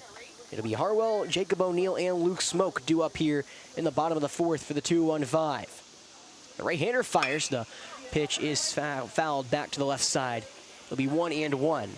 Trying to get my repertoire back. I feel like it hasn't been as on point as it has been, as it should be this summer, so I'm trying to make sure my vocabulary is expanding. Yeah, I'm pretty disappointed. I'm sorry. 1-1. Fastball right down Broadway for strike two, belt high. Were you just trying to figure out a way to work in repertoire? No, actually I wasn't, but Okay. I usually, one of my things I strive for the most as a broadcaster is my vocabulary, aka mixing calls up, as the 1-2. That one's slicing toward the left field line, coming over as Grant the left fielder, but it will reach in foul ground. Harwell almost had a nice place ball down the left field line. Instead, it'll stay 1-2. You know, like at home I have like a note card of like all these different calls I can say, and baseball is the one I like the most because it really feels like you can mix it up a lot with how you describe hits. Yeah. But I just realized I need to actually make an adjustment to the where my capture card is because it's cutting off the I'll be sure to tell you that I'm disappointed as well. The picture's going black because of the whenever I go down the left field line. Disappointed, Jeff. I know. Can't believe this. So Brad and I have conversed. Okay, we texted, and he said it. You were right, Jeff. They actually all were unearned off of Roland Boyd. So the 1-2 comes home, and that one's slicing to the left field side and will go out of play. It'll stay 1-2. But so actually all four were unearned. I believe that is because of the 2 outs that you said. Yeah. That's kind of how that worked. It should have been 3 outs of the inning. Of course, the leadoff error really kind of set things in motion that inning and then kept it going. So 0 earned runs that inning for Boyd is the 1-2. Changeup missed a touch away. Definitely a ball, but good pitch. Yeah, 2-2. if it's on the other side, that far off the plate would have been a strike. It's like the right-handed batter. Yeah, yeah. Because the ump is over the other shoulder. Of the That's pitcher. where we sets up. It's the 2-2. Fastball misses way more outside than the last one. Yeah, that's a ball regardless. It'll be 3-2 here with nobody gone. Again, bottom of the fourth, 2-1-5, trailing by 1, a 4-3 lead for Chesnee. Smith kicks and deals. The pitch is poked to the left side and fouled right back into a tree. Hits the net. How about that, Jeff? The ricochet. Good job. Good job at the tree. Yeah, Tucker Harwell squarely hit a tree, and it bounced all the way back straight into the net. So that should get points for something, right? We should get a run for that? Yeah. Give an assist to the tree, I guess. Well, no one caught it, so no assist necessary. Just kept the ball in possession of our team. Payoff one more time. A foul straight back yet again. Tucker Harwell putting together a very good at-bat against Reed Smith, who's working into his 4th inning here, trying to now hold a lead. Again, he gave up 3 earned runs off of the bases-clearing triple from Asher Robinson. Or maybe it was only 2. At least it was 2 of them. No, he cleared the base. Well, 3-2. Foul straight back yet again. It's because of the error that got error that got Kirby to second. See, this is weird. Jeff and I were talking about this one as well. So I do say 3 earned runs. I think that's right because it was an error in the throw, but he was already on the base pass. So yes. I swear, trust me, I do know the baseball rules. I just get these nitpicky rules that like all the earned runs go up, and I get more unconfident in myself than I should be. But as we and Jeff continue to blab about, I continue to blab about how I don't know the earned run rules. It's going to be a 3-2 yet again to Harwell. And the curveball stays wide, ball 4. An exceptional bat for Tucker Harwell, who now works his 2nd walk and his 2nd at-bat of the game. And the tying run is aboard here for Jacob O'Neill with nobody out. That was an exceptional at-bat for Harwell, who fouled off all the junk that Smith gave him. Lead off ball 4, and now he'll take first. Be right on right. Smoke flew out to center his first go. Harwell attempts to go to second. First pitch called a strike, throwing to second. Way ahead of Harwell, who got a late jump. First out of the inning comes on the base pass.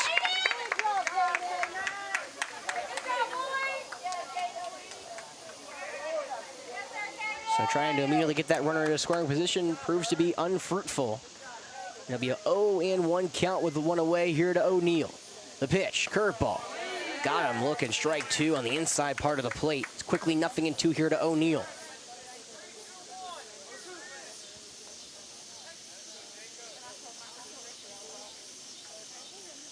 The 0-2. That curveball is spoiled, foul, pumped right over the net.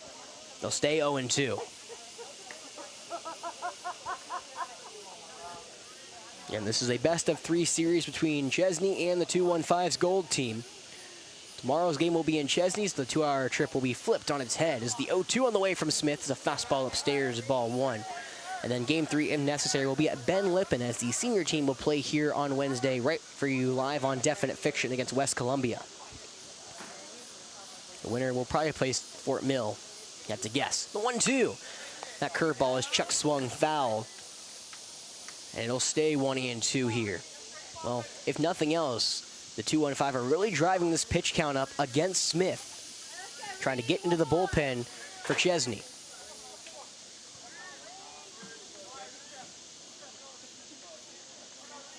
Smith out of the stretch, the 1-2. Fastball call, strike 3. Froze him right down the middle as we lost track of the count. At the outs, there's 2 away as he'll have to come back. Hey, trust me, I want to go back to the dugout too. Unfortunately, there's only been 2 batters in the inning, so really hard to get 3 outs. Either way, now the left-handed Luke Smoke will come up. Nobody on, 2 away. First pitch to him is a fastball wide, ball 1.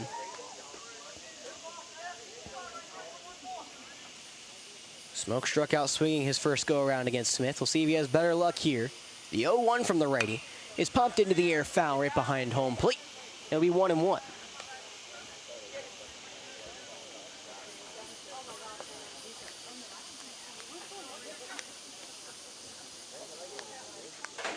Smoke, again, after a week off last week, comes now. The 1-1 is lying straight foul right back into the net yet again. It'll be 1-2. Both Jacob and Luke were off last week for the 215's gold team. A team that has come in after losing their last 2, after they won 7 straight in the middle part of this season. Of course, postseason, all records are wiped. Trying to just win 2 of 3. The 1-2. Breaking ball wide, ball 2. 215's gold team season was finished last week. They were unable to make the postseason. But now we'll rest into the Gold's hands, trying now to see if they can repeat as AAA champs.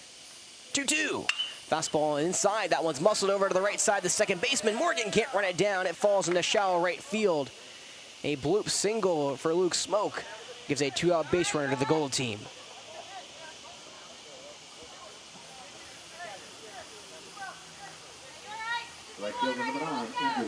So now Andrew Kirby will come up for the second time. He singled in the shallow center field his first go-around after he muscled a ball past Morgan, the second baseman. After his first hit of the summer, how does he follow it up? Left-hander digs in, the right-hander fires the changeup high for ball 1. Of course, after I called Kirby the atom ball guy, he muscled his first hit of the summer as the 1-0 swung through an upstairs changeup. It's 1-1. There's your announcer jinx of the day, right, Jeff? That's right. I mean, I'm not sure Kirby's complaining, though. He'll take the hit. Yeah. Runner goes from first. The 1-1's a fastball low for ball 2. The throw into second's way late. Smoke got a great read on that one in a very late break from the shortstop, Gossett. Made no chance to throw Smoke out, stealing second. So now the tying run in scoring position. It was called a ball, so it's 2-1 the count with 2 away. Gossett comes right behind the runner at second before he retreats back to his shortstop position. The 2-1. Fastball low and away, ball 3. First base opens up for Kirby. And really, Smith does not want to lose him because the man who has 2 hits so far tonight awaits on deck in Jackson Williams. Smith behind 3-1. No hold at second. Now a late break for the runner at second in a very great heads-up play from Smith. The second baseman, Morgan, acted like he was going to go to second, but stayed in his spot. I guess the pickoff was on because Smith turned and threw, but heads-up play, his reaction speed's got to be one of the fastest I've ever seen because he threw that one on a line to the second baseman to keep the runner at second. 3-1 now on the way is foul tipped into the glove, a changeup. Be 3-2. I'm still dumbfounded. Yeah, that'd be a really clever pickoff attempt. Like, because the runner knows that it's not going to the bag, so he thinks it's an errant throw, maybe? I don't know. I mean, yeah, I've seen that before. Middle infield Bays, the 3-2, or Bales, excuse me, the 3-2 is slicing to the left side, foul out of play, and we'll do it one more time. I think he just reacted quickly. It was like, I think there's the second baseman. I think that's exactly what he did. I think he flipped around. The only person he saw was the base runner and said, got to throw it somewhere, and threw it right to the second baseman. So heads up play from the pitcher, Reed Smith. Now the payoff, one more time. Fastball is poked to the left side and will go foul, but nice job from Kirby to stay alive on a fastball that would have been called high in the zone for strike 3. 3-2 count, 2 away, runner at second for the 2-1-5 who trail 4-3, their first time trailing all game. The payoff from Smith. The fastball swung through and missed upstairs for strike 3. Well, Smith went through his whole pitching arsenal, pitching over 20 pitches that inning, but the 2-1-5 leave the tying run on the base pass. A 4-3 lead to Chesnee will head to the back half of this game when we come back here on Definite Fiction.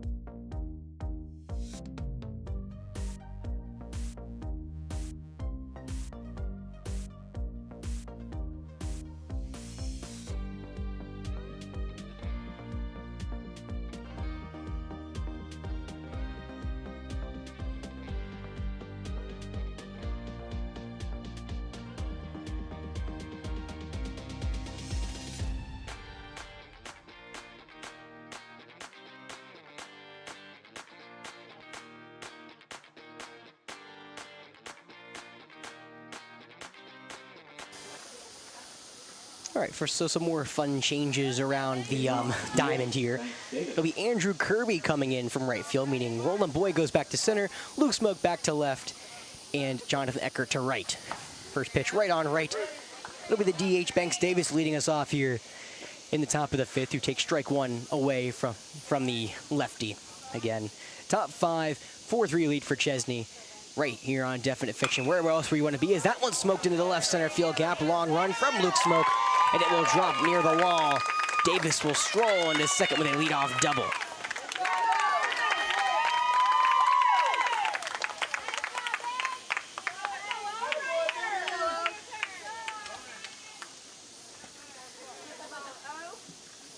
Center fielder number 5, Owen Aylick.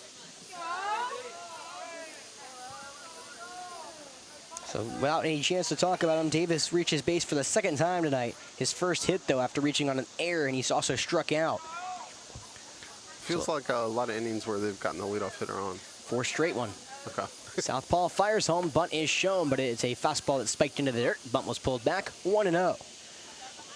Well, I have a strong connection to the force. Good stuff. That was the 3rd double of the summer from the rising freshman Banks Davis.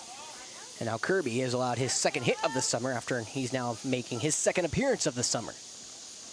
The 1-0 from the southpaw. Fastball fired, call, strike one on the outside edge. 1-1 here to Owen Alick. It's Davis at second, Alick now at the dish. Gassett waiting on deck, and Kevin Grant in the hole if it gets that far.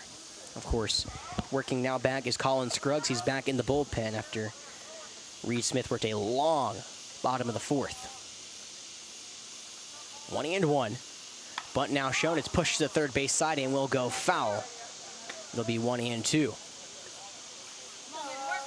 Well, looking at Andrew Kirby in his first appearance and only appearance of the summer, he got the win. Pitched 2 2/3 innings, gave up 0 earned runs off of 1 hit, allowed 3 walks, but also struck out 3 batters. For Spring Valley this past season, he pitched 5 times, gave up 4 earned runs over 5 1/3 innings pitched. Now he's making his second appearance of the summer. The 1-2 from the southpaw. He fires, the fastball stays up and away for ball 2. Sun is set. The wildlife making its way closer and closer to the diamond, it seems like, with all the bugs chirping in. Beautiful night here in Forest Acres after a hot day has finally worn off. Davis at second. Williams behind him now retreats. The 2-2. The curveball got him looking. Strike 3. Oh my goodness. That's a freeze frame on a photo op right there on a baseball card for out number 1. I mean, that was gorgeous. No comment, Yeah, Jeff? no, that's what I was saying. I was just watching them warm up. I was like, wow. You know, that's Jeff really told nice. me when we were I had to go to the bathroom between innings. Of course, that's what you wanted to know. But I came back. He's like, this curveball's really good. I said, okay, I'll keep that in mind. Right-hander comes to the dish. The first pitch from the southpaw is a fastball wide, ball 1. It's Carson Gassett at the dish, is now over at second. Still Davis, maybe trying to get that sacrifice bunt to move him over to third, or maybe even get a base runner aboard via the hit. The 1-0. Fastball is popped into the air into the infield on the right side. Connolly, the second baseman, retreating behind first base, and makes the two-handed grab for out number 2. Nice job making sure he didn't overrun it, and Connolly smartly will just run that ball in, making sure there's no errant throw back to the pitcher, and now there's 2 away. Left fielder number 48, Kevin Grant.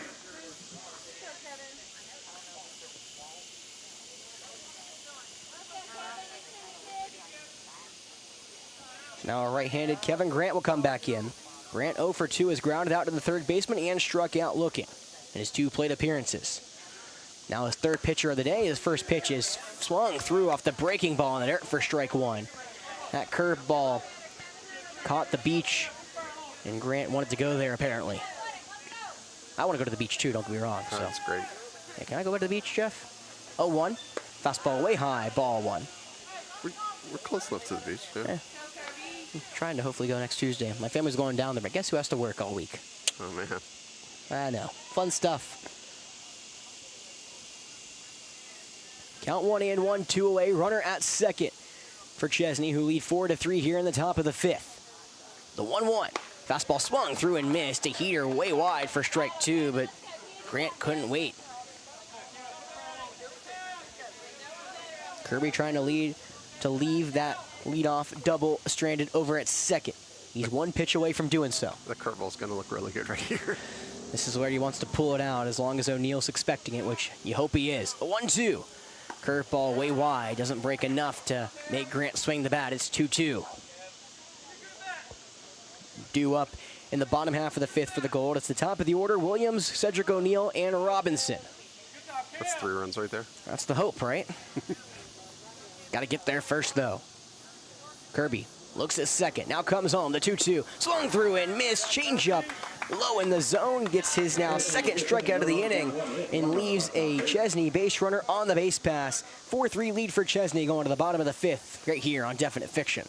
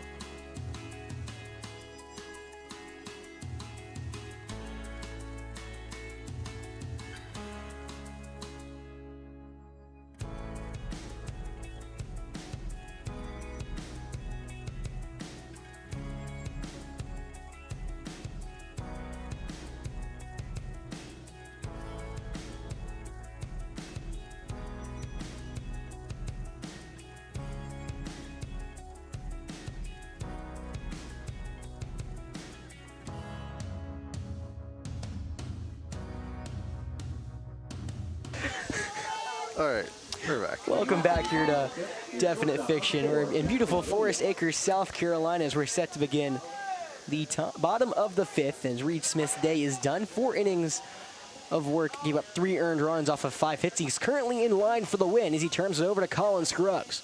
The right-hander winds and deals. The first pitch to the leadoff man, Jackson Williams, is a fastball away. It's 1-0 here to the man who has 2 singles so far today. 2 for 2 with a stolen base and a scored run. Scruggs kicks, deals. The 1-0 is called. Strike 1 to the outside edge. 1-1. As Scruggs now making his 3rd appearance of the summer. 7 earned runs over 5 2/3 innings pitched. 3 strikeouts, 3 walks. And in his 1 start, that was his best one. He got the win. The 1-0, 1-1. That one's lined through the left side of the infield for a base knock. Williams is now 3 for 3 with 3 singles. Seeing the ball very well tonight as now he represents the tying run of the game on the base pass. You see, I can't blame the sun for my fumbling of words anymore. This is going to be a problem. No. It's just the remnants of the sun. Cooked your brain or something. Exactly, even though I've been had an off day at work, so I get to chill. And now mound visit here for Scruggs, who pitched twice.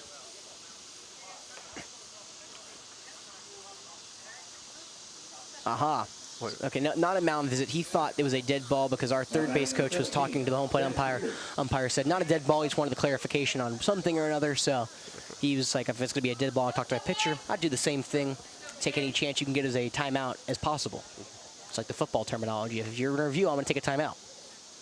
Anyways, right on, right now, bunt shown, and it's put down to the right side. It is foul. It'll be a pitch hitter, Ben Pierce, pitch hitting for the catcher, Cedric O'Neill. Pierce, the rising senior at Spring Valley. 1 for 9 so far this summer, 3 RBIs. He did show bunt his first go-around. He bunted it foul. Corners in, middle infield back. Scruggs nods and comes home. He shows bunt again. It is popped into the air on the right side, but it will pop into foul ground away from Weiss. He couldn't run it down, but it will be 0-2 here. So after Pierce, it's Asher Robinson awaiting on deck. And if it gets that far, I'm not sure who we're going to have bat for Jacob Smoke. I would assume Jonathan Eckert, but we'll have to keep that in mind. Count is now 0-2 against Pierce. Williams over at first. He has some legs, and a pickoff to first right on cue is just a tad late. A strong throw from Scruggs and a good tag from Wall. Just not in time to get Williams, who has 5 stolen bags this summer. The 0-2. Breaking ball misses a touch inside for ball 1. Pierce had to get out of the way, and a pitch that was very close to breaking into the zone late.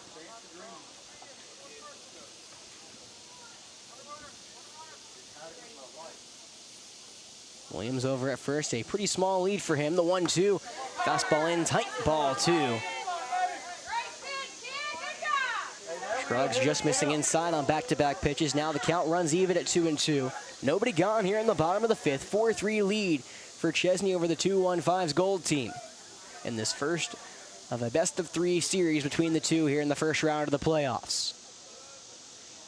2's on the way. The pitch is grounded over to the shortstop, Gassett.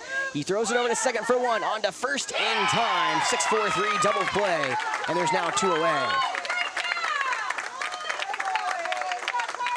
Nice play from Gossett, excuse me, not Gassett, but Carson Gossett made the nice smooth flip to second. Strong turn from Morgan over to Wall. And now that will be how the first 2 outs here in the 5th come and go. It'll be Asher Robinson, as it will be Jonathan Eckert waiting on deck for Smoke. Of course, Smoke came out of the game in the beginning of the 4th inning. The right-handed Scruggs works out of the windup yet again to the lefty. First pitch, changeup, belt high for strike 1, right down the middle.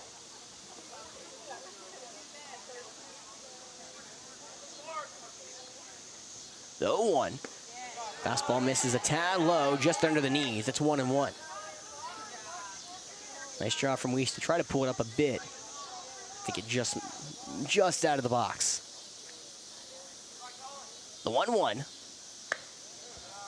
That 2-seam looked like stayed away into the left or the right-handed box. It'll be 2-1 with 2 away. And the 2-1-5's Gold team got all of their damage off of 1 swing of the bat from this man, Asher Robinson. A bases clearing 3 RBI triple back in the third. He's also flown out to the left fielder. He's ahead 2-1. Scruggs comes home. The pitch. 2-1 slider is called. Strike 2. Low in the zone. Now it's 2s all around. 2-2 the count, 2 away. Nobody on here in the bottom of the 5th. 4-3 lead for Chesnee. Scruggs trying to keep it there. He'll deliver the 2-2. That one's spoiled off. Fought away to the left side out of play. It'll stay 2-2.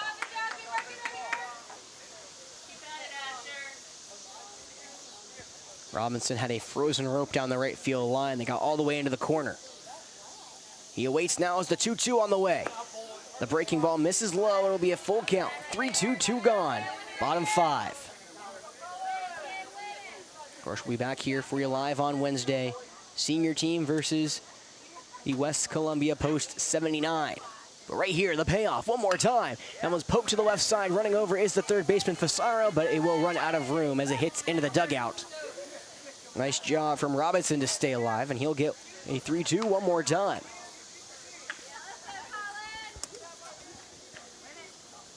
Speaking of the senior team, they are still trailing 4-0 last time I checked, unfortunately. Right here, though, Scruggs winds and deals the 3-2. Fastball low for ball 4. A great at-bat from Robinson. Fell behind and then worked the count full and was able to draw the 2-out walk. Now it'll turn over to Jonathan Eckert. Well, we'll see how much Brad's going to help me out here. The Adam Ball guy was Andrew Kirby, so the other one to keep an eye on is Eckert. If Eckert came back, a pickoff to first, however, standing in safely is Robinson, who was almost caught off guard. He said Eckert 0 for 7, however, he's been barreling up everything that comes his way, just again into the glove. Right on right, 2 away, Robinson at first. First pitch, change up wide, ball 1.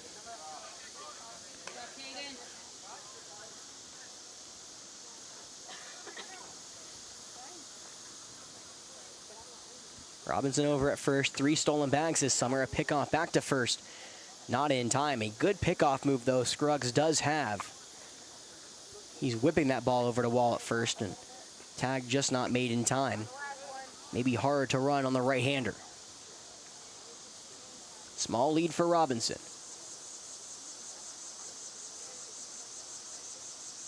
Scruggs nods, fires, the 1-0. Called strike 1. Slider dips into the zone late here on the inner third. It'll be 1-1. If it gets that far, Roland Boyd awaits on deck, and then after him, Tucker Harwell in the hole.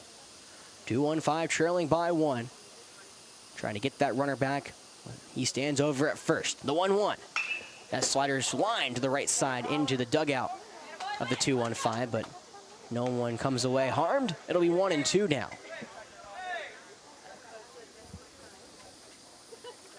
It's been a longer game as we're about to hit the 2-hour mark here with 2 innings to go. Chesnee will bring up 9-1-2 up to the plate in the top of the 6th. 2-1-5 trying to get them up in a tied ball game at the least. The 1-2, breaking ball over the head of Eckert and will go all the way to the backstop. Robinson will stroll into second. Looked like a breaking ball that didn't break. It actually stayed behind Eckert. Got lucky it didn't hit the bat. However, it went off the glove of Weiss, who was probably playing blind, and goes to the backstop. A wild pitch moves the runner into scoring position. 2-2 count. 2 away. Scruggs comes home. The pitch. Breaking ball. Eckert has to move his knee out of the way as that one almost hit him. I don't know how that didn't hit him. I'm shocked it didn't. It looked like he just picked his foot up, and somehow or another that ball went right under his spikes. So anyways, battling back. 3-2 count. 2 away. First base is open, but it puts up the dangerous Roland Boyd, who awaits on deck.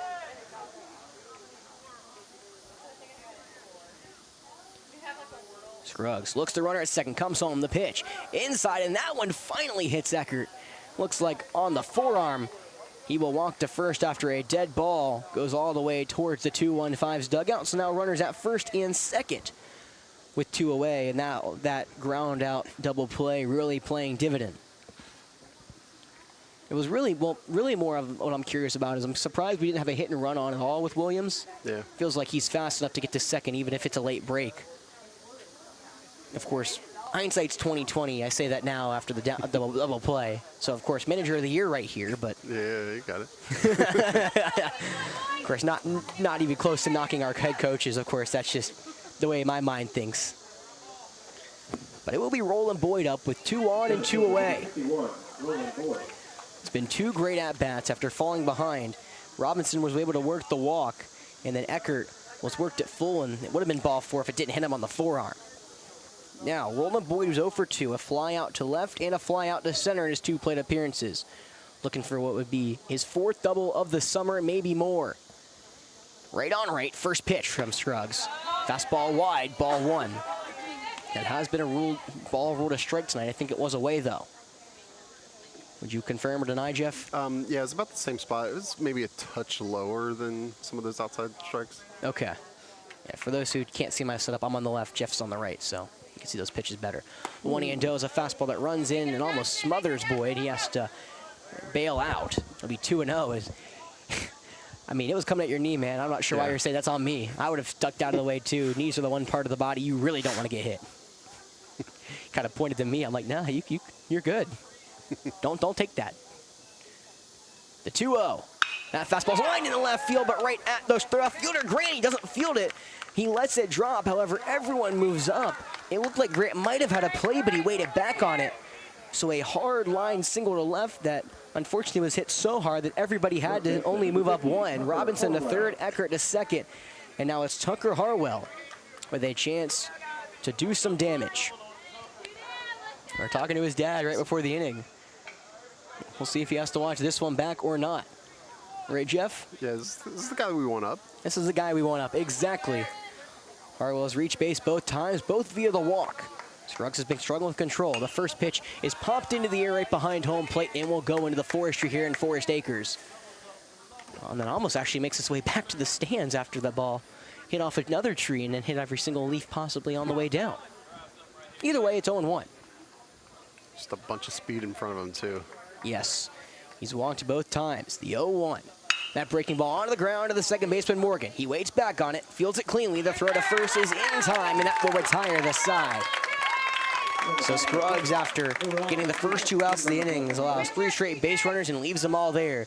It's a 4-3 lead for Chesnee. Going to 6 right here when we come back.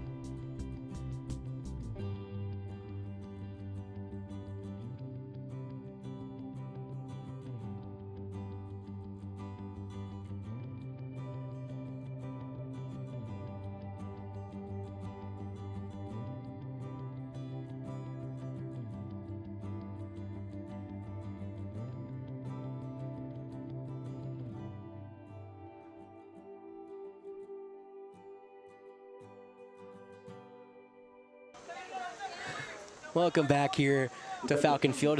I'm reminiscing on College Football 25. Of course, that's what everyone wanted to know as College Football 26 comes out in all of almost now 2 days. Comes out, I believe, on noon on Thursday. Guess where I'll be at noon on Thursday, Jeff? Are you going to be at work? At work, nice. Left on left, leading off is the 9-hole Weiss. It's Andrew Kirby back to the hill. First pitch fastball stays upstairs for ball 1. I'll be playing it that night, though. Don't worry. The 1-0 from the left-hander. Changeup runs in, tight ball 2. Well, Caden Weiss has reached base not once but twice. He reached on a walk back in the third, and then an RBI single back in the fourth. Left on left, 2-0. Breaking ball is tapped foul right behind home plate. It'll be 2-1. Just to note that Roland Boyd again, for those, because I messed up, Roland Boyd did not give up a single earned run in the fourth. He gave up 4 runs technically, so unfortunately, even though with the 0 in the earned run column, he's on the hook for the loss. The 2-1-5 can't mount a comeback here in the final 2 innings. 2-1 for Kirby. Breaking ball stays a bit upstairs for ball 3. That one didn't miss by much, but it does make the count 3-1. Weiss trying to reach for the 3rd time tonight.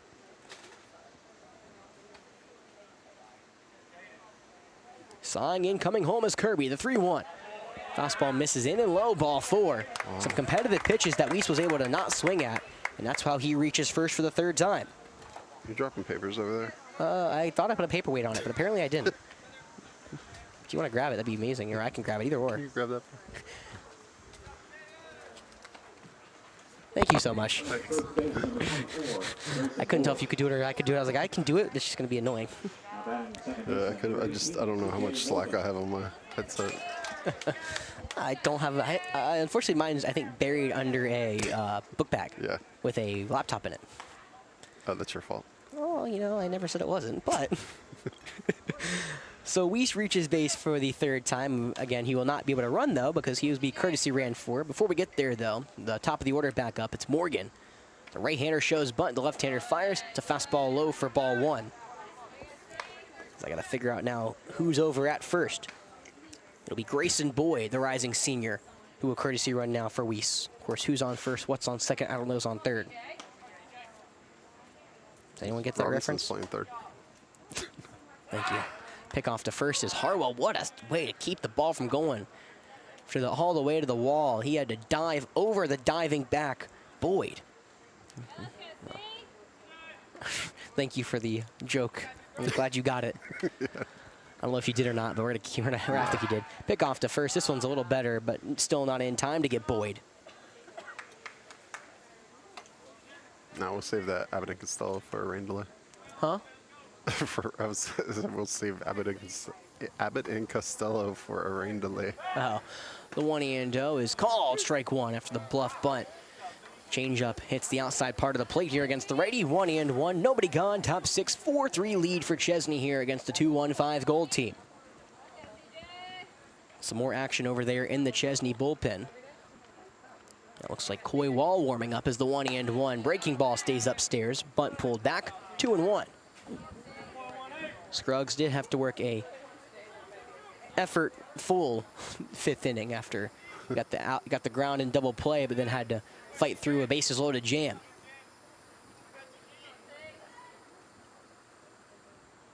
Well, Morgan awaits the 2-1. He doesn't show the bunt. It's swung on and missed strike 2. The throw into second. The tag is not held after the shortstop Williams had to come all the way across the bag to field it. So a successful stolen bag for Boyd, his 2nd one of the summer. It is a swing and a miss for strike 2, and they're going to say batter's interference. Oh. Never mind, so no stolen bag for Boyd. They're going to say Morgan swung across the plate, so now he's gone down on strikes for his now 2nd time of the day, or 3rd time of the day, excuse me. He struck out 3 times, reached on an error, so he's 0 for 4. And so basically what happened, for those unfamiliar with the rule, I do know this rule very well, it's batter's interference. So when you swing over the plate, you cannot impede the throw down to second. They are claiming that Morgan impeded the throw down to second from O'Neill, so the runner gets to go back to first, and of course the batter's out. First pitch on the way to the left-handed Clay Davis is a change-up call, strike 1 on the outside edge. If you were wondering how that works for the catcher and not the batter, well, the same thing is applied if a catcher impedes the pitch in the swing. It's catcher's interference. Pick off back to first, not in time. So let's just say behind the dish, which it's not O'Neill anymore, I don't believe. It looks like it's Connolly behind the dish. But if Connolly was able to put the glove too far and impeded the swing of Davis, runner moves to second. And batter goes to first, I believe. 0-1 is popped straight foul to be 0-2 quickly. What kind of flinch is that? Oh, I did not. It was too high. So some changes defensively. It'll be Connolly behind the dish, and then Ben Pierce is at second. I didn't even see him go in. Should be paying attention better.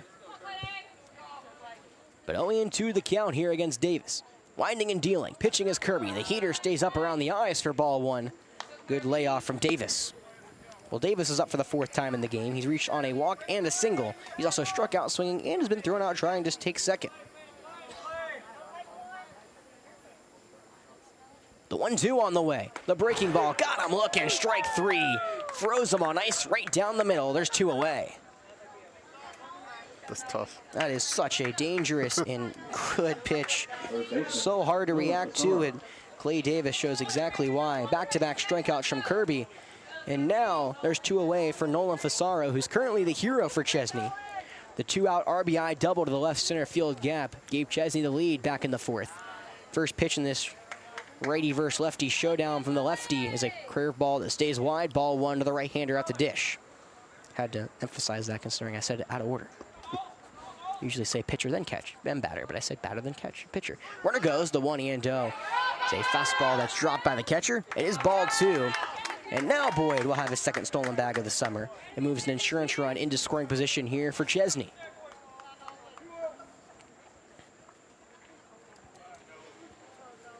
On deck, it's the big first baseman, Coy Wall.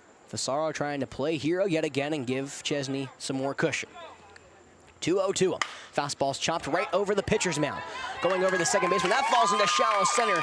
Waving around from second is Boyd. It's an RBI chop single from Fasaro, and now a 6-3 lead, or a 5-3 lead, excuse me, for Chesnee. Just a high chopper that Kirby had no chance of. Ben Pierce couldn't run it down as it was straight cut the middle between the shortstop and second baseman. His now 2nd RBI for Fasaro gives Chesnee a 2-run lead for Coy Wall. Wall is 1 for 3, 2 strikeouts and a single so far today. That is an earned run given up by Kirby, his 1st on the summer. The left-hander will try to rebound. The first pitch from him. Fastball right down the middle to the big hulking righty for strike 1, a fastball. We'll do up in the bottom half of the 6th. It's 7-8-9 for the 2-1-5. Jacob O'Neill, Luke Smoke, Andrew Kirby. The 0-1 from Kirby. Fastball swung through on the outside edge. It's quickly 0-2. Well, also a nice piece of hitting, I might say, from Fasaro. We just got a barrel on the pitch from Kirby and put it where no one was it. Wasn't the hardest hit ball he's had tonight, but it will be as effective as the one he had. The 0-2, runner goes, the pitch, curveball. Well, stay away, ball 1 as Fasaro goes to second without a throw. Connolly looked like he wanted to go to second, but decided not to throw the ball around the bases. So another insurance run will move 90 feet closer. He goes into scoring position at second. The 1-2 from Kirby. Swung through and missed. Changeup gets Coy down on strikes. So technically striking out the side, but more damage was done. A RBI single from Fasaro gives Chesnee a 5-3 lead going to the bottom of the 6th when we come back.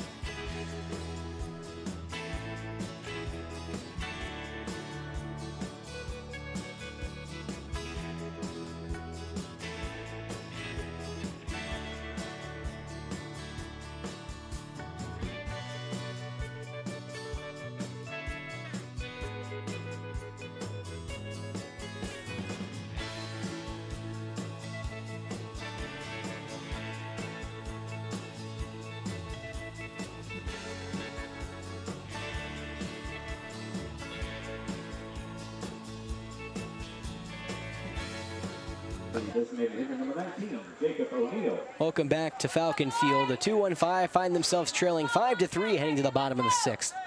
They'll have the bottom of the order 7-8-9 due up here against Colin Scruggs, who comes back to the hill after a up and down 5th inning. It did result in 0 earned runs, but he worked out of some trouble.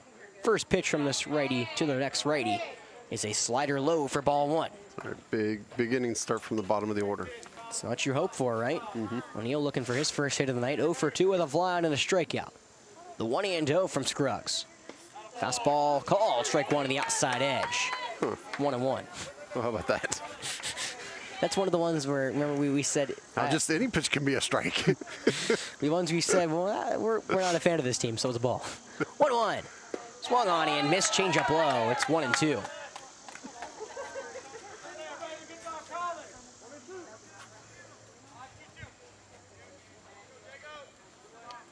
Scruggs out of the windup. He'll kick and deal. The 1-2.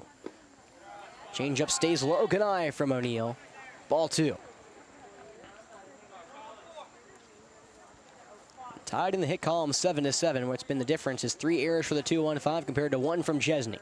The 2-2. Fastball call. Strike 3. Fastball away. There's 1 out. That one's been the consistent outside ball. That has been a strike. So the 1-1 was the low one. Okay. It was outside and low. So now it's the left-handed Luke Smoke up for the 3rd time today. Smoke has a single and a strikeout so far tonight. Looking to try to get something going here for the 2-1-5. Trailed by 2, and now a time call from Smoke. Once again, he's trying to have a successful return to the lineup after his vacation, I would assume. Don't know exactly what was on there, but you got to assume that it was vacation from him after being out for a week. First pitch, that one's a high fly ball into left field, playable for Grant. He comes after the long run and then drops right in front of him down the left field line. Smoke will be on his horse to second. Nice job from Gossett, the shortstop, going to back him up, but for whatever reason, Grant didn't go field that ball quickly. It would have been tough to get Smoke at second anyways, but it will turn into a double no matter what now after the no throw in. Yeah, off the bat, it felt like it was going to be a nice, gentle out to left field. Yeah, I mean, it didn't look like it had that much on it. But then all of a sudden, it looked like Grant played a lot farther back than I realized he did. Would you agree? Yeah. We'll take it no matter what. Now the 9-hole Andrew Kirby up for the 3rd time. He struck out and singled in his 2 plate appearances. Left-hander at the dish, the right-hander on the hill. First pitch from Scruggs. Fastball, that one's shot out to right field. Coming on is Davis down the right field line. That one will drop down the right field line for extra bases. Kirby will go to second. Staying at 3rd is Smoke after he had to hold up off the fly ball. That ball looked good off the bat, but all of a sudden died in midair. Maybe some wind. Yeah, there's a lot of wind kicked up right as he hit that. Say it looked very well off the bat, which froze Davis as well. So back-to-back doubles down the line, 1 on the left, 1 on the right. Puts the tying runner at second. A big runner as well at 3rd. And who else would you want up but the man who has 3 singles tonight, Jackson Williams. So 3 for 3.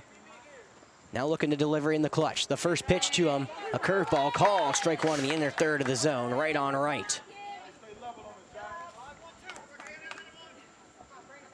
Of course, Williams, the leadoff man so far all season. 7 RBIs, 5 doubles for him so far this summer.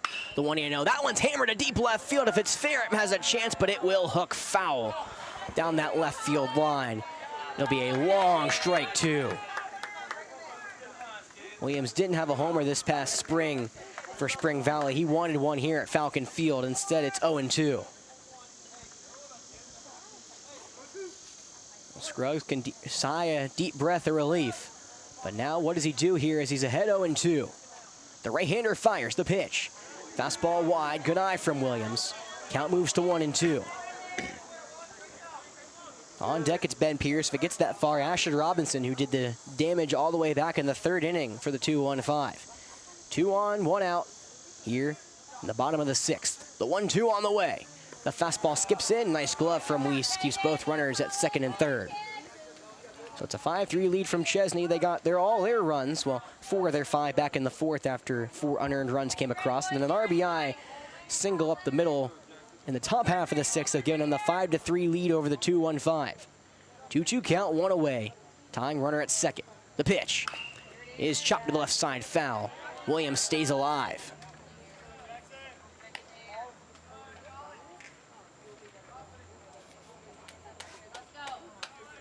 We're heading towards a late finish here.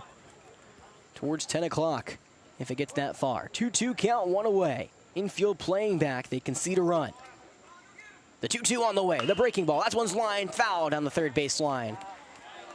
Having to get out of the way was Luke Smoke, but luckily for him, it didn't matter if it hit him or not. He was in foul ground.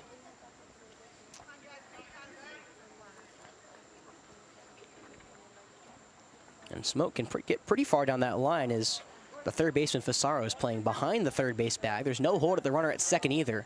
Scruggs is focused on the man at the dish, Jackson Williams. The 2-2. Fastball in tight. Williams gets out of the way. There'll be a full count. That would load him up with 1 away.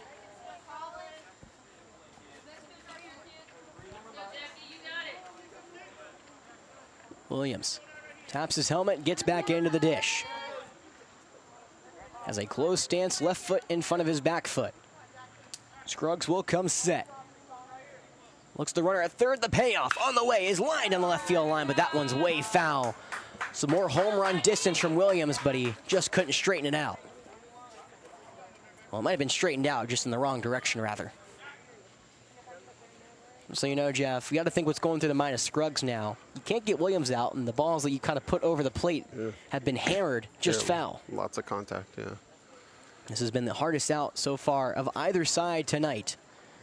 Maybe besides Caden Weiss. However, the only difference between Weiss and Williams is Williams has gotten hits in his 3 at-bats. Weiss has reached off of 2 walks.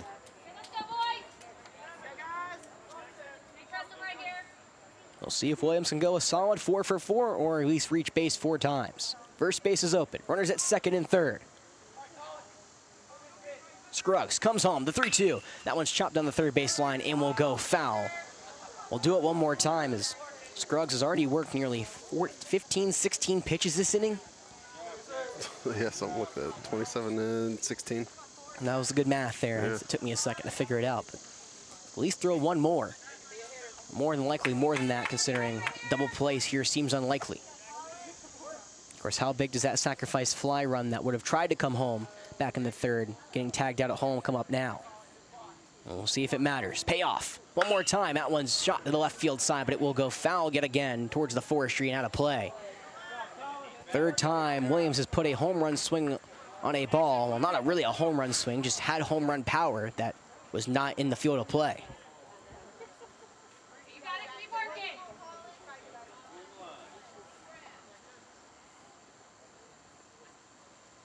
And what feels like at least the 11th pitch of the at-bat. Scruggs will fire. The payoff is tapped right behind home plate. Williams stays alive after a beautiful breaking ball from Scruggs. Looked like a slider. Williams spoiled it. I mean, that was a great pitch from Scruggs. Would have probably caught the outside part of the plate for strike 3, and Williams able to just tap it foul. A right-hander will get back in. A runner at second. The pickoff to second is not in time. A great idea as Morgan broke late and caught what looked to be Kirby basically frozen in place. I don't think he really realized the ball was going to second until that was released. He was just able to dive back safely. A great play there from Chesnee that just doesn't come up to work, unfortunately for them. I mean, it's one of the score sheet you won't ever show, but it's a great idea. If the throw was over the bag or on the left side of the bag, that's an out. Correct. Payoff one more time. The fastball low and inside, ball 4. What an at-bat from Jackson Williams. Worked a full count walk to load the bases. And what has been one of the more impressive at-bats, of course, Eckert worked a great at-bat as well as Asher Robinson their last time up. But now it's Ben Pierce up. Pierce tried to put a sacrifice bunt down his last time around. Instead, he grounded into the double play. Williams at first, Kirby at second, Smoke at third. 1 away, 2-1-5 trailing 5-3 here in the bottom of the 6th. Scruggs comes set to first pitch in this right-handed showdown is a slider that beaches. It's ball 1.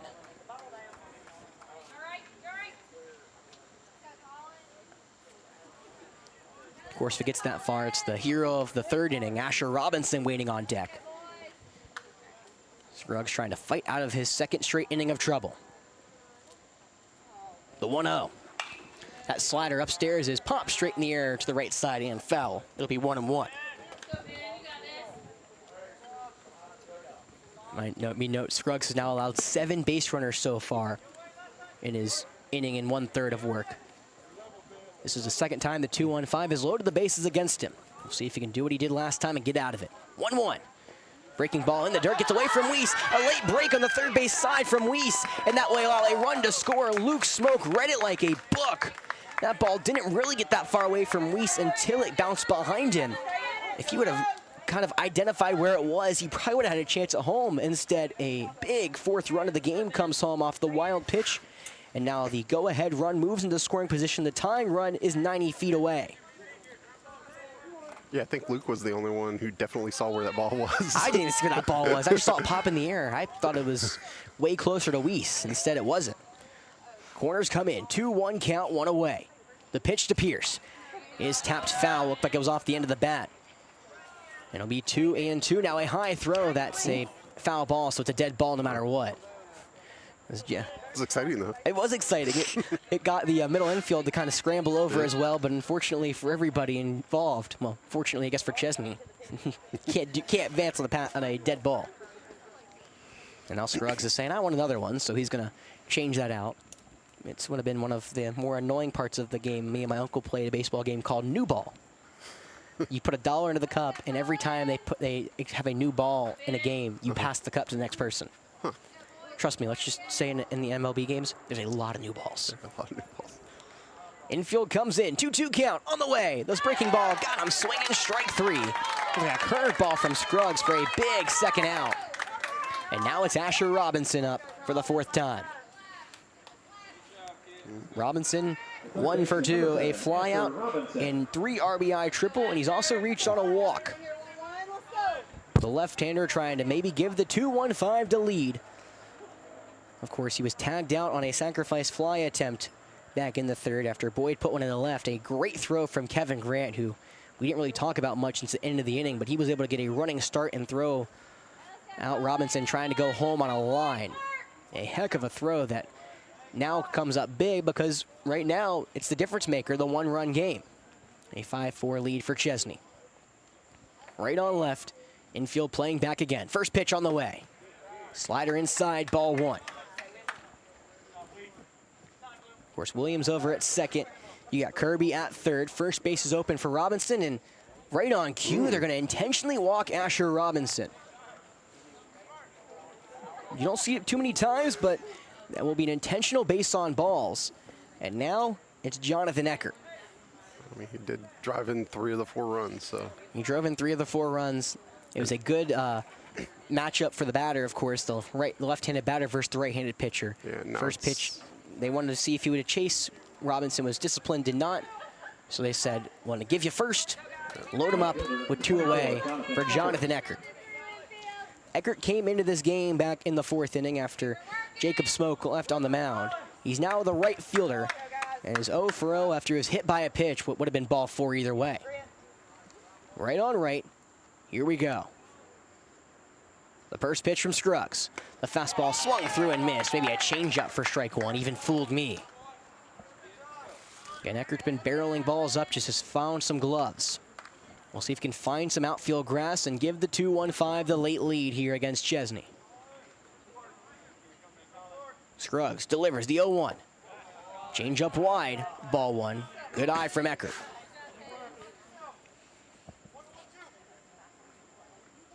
And game 1 of 3 of the best of 3 here between Chesnee and the 2-1-5. Gonna go down to a photo finish. The 1-1. Breaking ball stays inside, ball 2. Good eye from Eckert, didn't miss by much. As we've said though, that left side of the plate has not been called as much as the right side of the plate.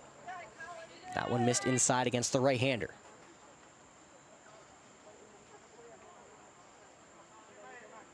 2-1. Fastball low, ball 3, and now Scruggs in danger of walking home the tying run.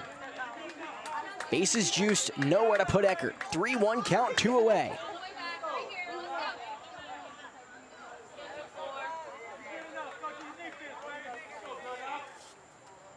Long pause between pitches. Scruggs sighs and fires the 3-1. Slider right down the middle for strike 2. It'll be a full count with 2 away. Merry-go-round will be in motion. 5-4 lead for Chesnee. 1 pitch from getting out of the inning. 1 pitch from getting up a tie ball game. It's what you live for. Scruggs delivers the payoff. Low ball 4. A fastball skips in. He walks home the tying run, and we are tied up at 5.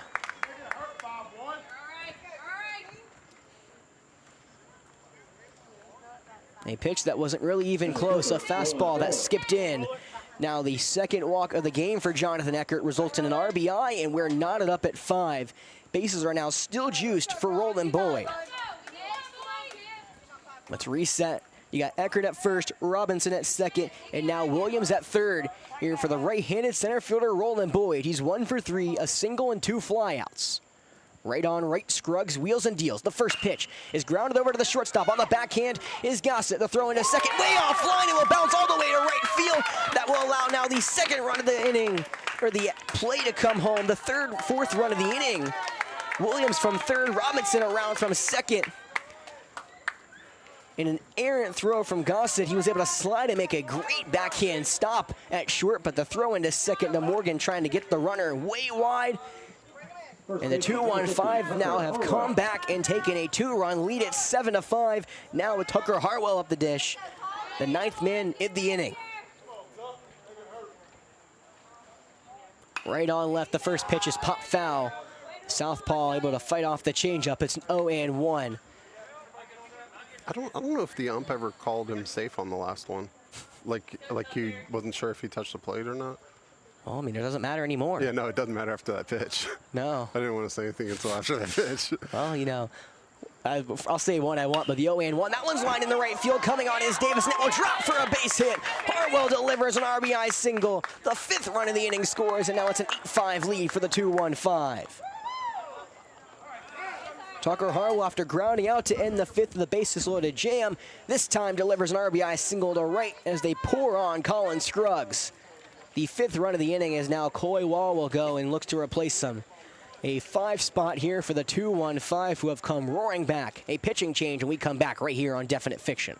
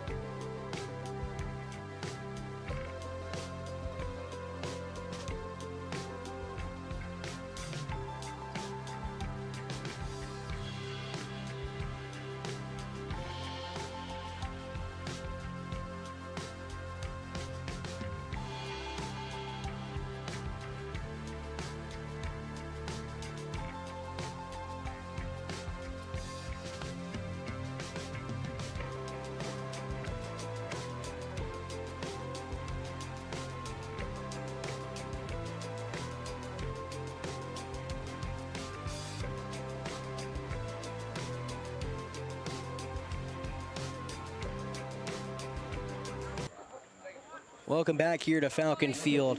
A 5-run inning has given the 2-1-5 an 8-5 lead over Chesnee. Is now some more fun will move across the diamond. Coy Wall will come in to pitch from first. That means Nolan Fasaro sliding over from third to first. It looks like CJ Morgan is now playing third, and Colin Scruggs is at second. I think I got all that right. Yeah, and O'Neill up for the second time this inning? Correct. There you go. Yeah. There you go, Jeff. Thank you. Help me out. So right on right is Coy Wall, the hulking righty from first will dig in. First pitch from him. Fastball high, called, strike one. So now Scruggs give up 2 earned runs so far of the 1 2/3 innings. We'll have to see if Wall can shut the door here in the 6th for the 2-1-5. As the 0-1 is sliced to the right side, foul out of play. It'll quickly be 0-2 here against Jacob O'Neill, who led off this inning with a strikeout looking. He's not complaining anymore. Of course, now Andrew Kirby is the pitcher in line for the win for the 2-1-5 as the breaking ball doesn't break. It stays up high for ball 1. He walks so the, well, sorry, he struck out so the rest of the 2-1-5 lineup could run. Yeah, correct. I like that idea. That is exactly what I was thinking as well. He just played a part in the mind games. That's right. The 1-2 from Coy. Yeah, pitch is a fastball popped into the air behind the first base side. Fasaro gives chase, but it heads towards the stands over down that right field line. So why the 2 earned runs, the Roland Boyd infield hit was ruled an error all the way around from the third baseman Gossett. So that is how those 2 runs scored. So no RBI for Boyd. It was an RBI for Harwell, but only 2 of the 5 runs are earned against Scruggs. He is still in line for the loss. It does get Boyd off the line for the loss for the 2-1-5. The 1-2 is tapped foul right back into the netting. It'll stay 1-2. And of course, Kirby could come out and get the win, but however, he also could come out and put another pitcher out and give him the save. I am really good with wins and saves. That's one of my specialties in baseball. All right. I'm glad Jeff finds the joke at least a little funny. Wall fires the 1-2. Fastball wide that gets away from Weiss. Runner from third gets a great read, and he will score standing. Roland Boyd, a heck of a read. Broke basically as that ball hit the backstop. Nice read as well from Harwell, who takes second. The wild pitch brings now the 6th run of the inning across, meaning now we're no longer in line for a save as it stands right now. So Boyd will now score the 6th run of the inning. Just a backbreaker for Chesnee, who was in the lead for most of this second half of the game as the 2-2 breaking ball stays way above the head of O'Neill. Bounce back to Weiss. He has a chance at third. However, Harwell was able to get a good enough read to slide in safely before a tag was even applied. I mean, that was just all the way to the backstop on a line. Looked like it slipped out of the hand of Wall, so another insurance run moves 90 feet closer to third. 3-2 count, 2 away. Bottom 6 now at 9-5 lead for the 2-1-5. The pitch from Wall. A fastball that's popped into the air and foul ground to the first base side. Going towards the 2-1-5 dugout, and it hits the roof. Of course, game 2 tomorrow in Chesnee. The 2-hour drive will be flipped on its head as the Gold team will have their 2-hour drive up to the upstate. Jeff and I will be off, and we will return live on Wednesday here for the senior game between West Columbia and the 2-1-5. 2-1-5 senior team did lose 4-0 tonight. Excuse me. Hiccup, I guess. The payoff one more time from Wall. Fastball, wide ball 4. O'Neill is able to work his first walk of the night and his first time getting on base. And now it'll be the 11th batter of the inning, Luke Smoke, who technically really got this game going with the pop-up double down the left field line that got away from Grant. Great at bat from O'Neill. That was A few different, 2 strike foul balls. Correct. Got to take RBI. And you know, that's one of the things that's impressed me the most of the 2-1-5 here tonight is the first pitch to the lefty Smoke is fouled right back into a pole.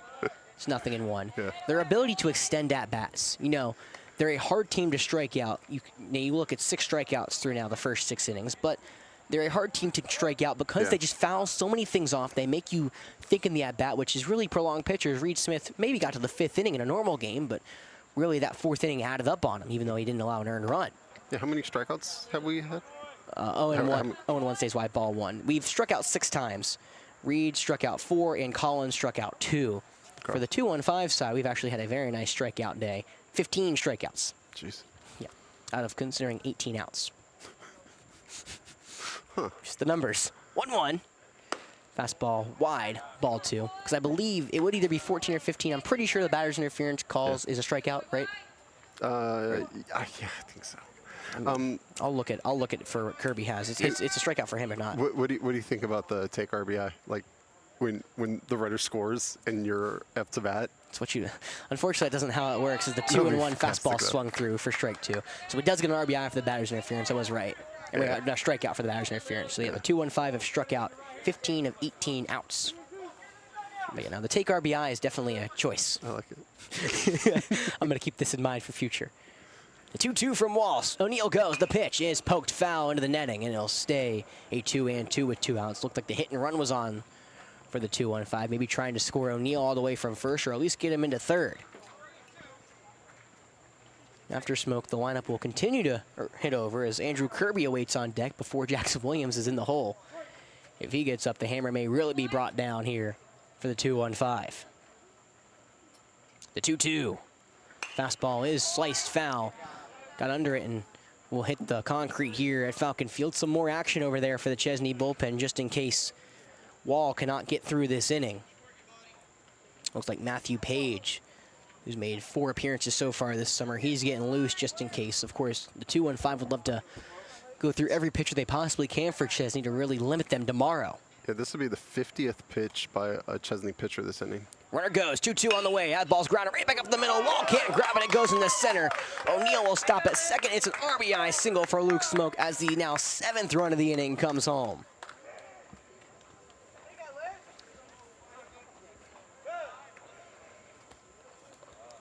Harwell easily scores from third. What's up, Jeff? 50 pitches this inning. It's a lot of pitches this inning. Jeez. Now the whole infield will come in for Wall, and that may do it. Wall was just trying to get one out. He's unsuccessful.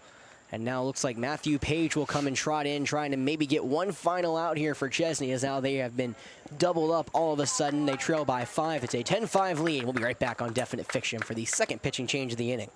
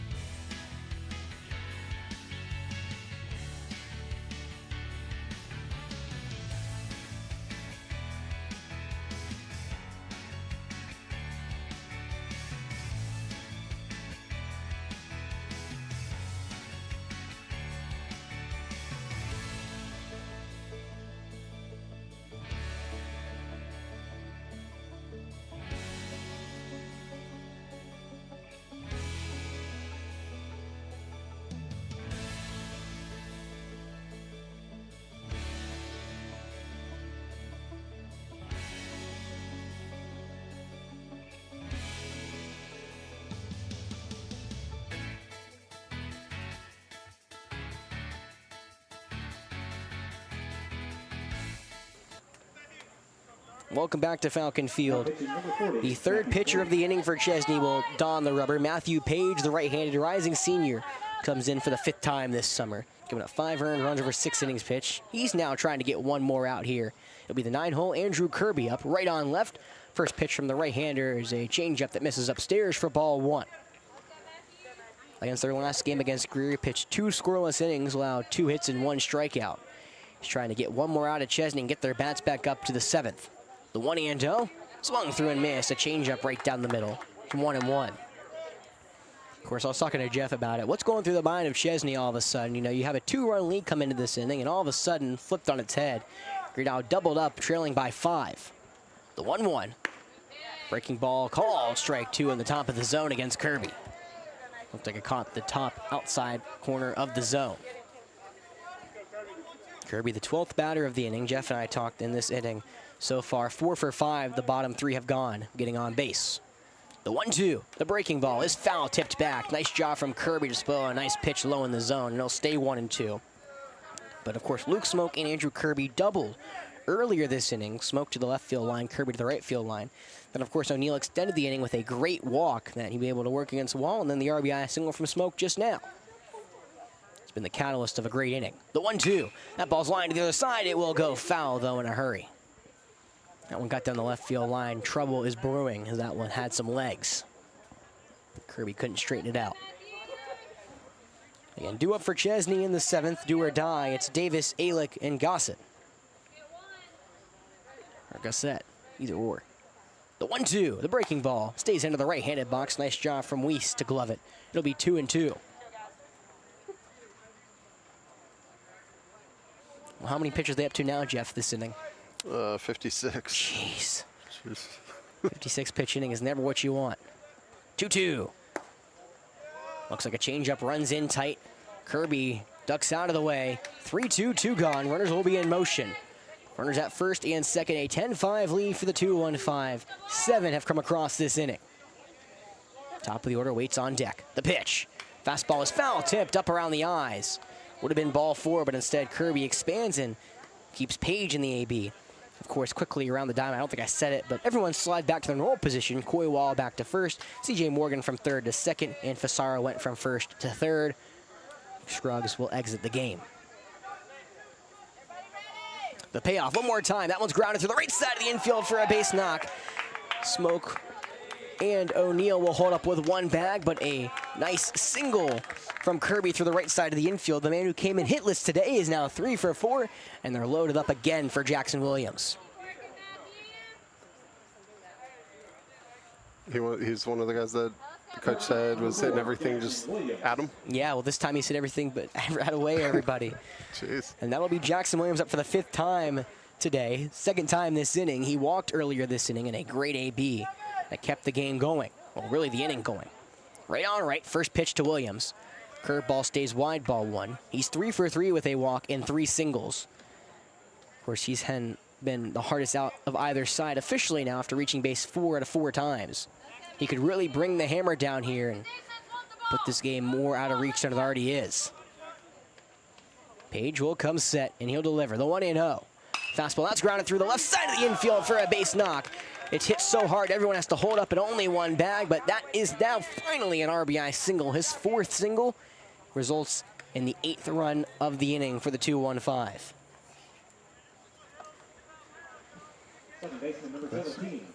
Game-winning run at the plate. Game-winning run is at the plate. I was about to say, the run rule, of course, as everyone probably knows through high school baseball, and that includes this one, is a 10-run through 5. So technically, Ben Pierce represents the winning run. The first pitch to him. A high chopper to the left side. The third baseman, Fasaro, fields it, cuts off the shortstop, and delivers a strong throw to end the inning. Well, no run rule here.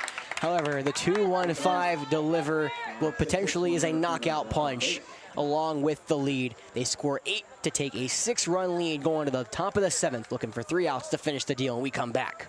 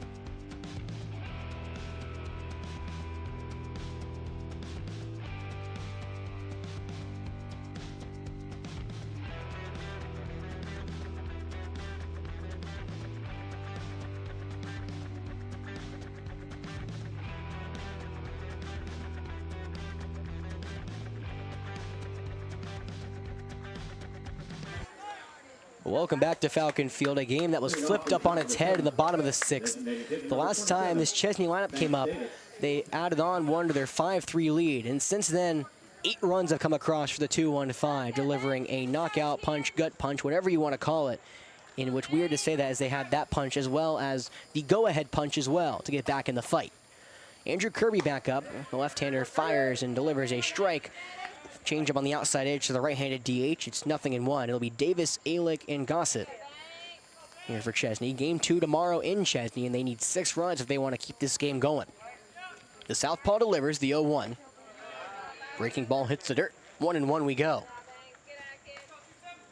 Well, Davis has had a successful game as well. He reached on an error back in the 4th, has also had a double and a strikeout, so he was one of those 4 runs that came home to give Chesnee the lead back in that 4th inning. Andrew Kirby trying to finish this game out. He's in line for the win. The 1-1. Fastball swung through. Right high in the zone. It's 1-2.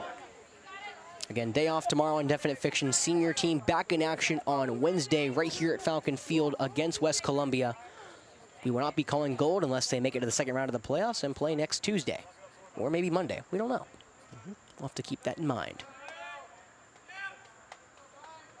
Kirby looking for what will be his 6th strikeout, the 1-2. Curveball stays wide, ball 2. As I mentioned last inning, the 2-1-5 have struck out 15 batters so far this game. Again, there's been 6 innings played, so 18 outs in total. 15 of them have come via the punch-out. Impressive stuff. The 2-2 from the southpaw is fired. The pitch is popped into the air and foul ground to the right side, and it will get out of play in a hurry. Yeah, so for lacrosse fans out there, when you have a pitcher or pitchers that can strike out that many, it's like having a really good face-off who you know is going to get face-off. So if you get a lead late on, you know, it's tough for the other team to come back. So as long as you can get strikeouts every now and then, you should be able to end the game. 2-2.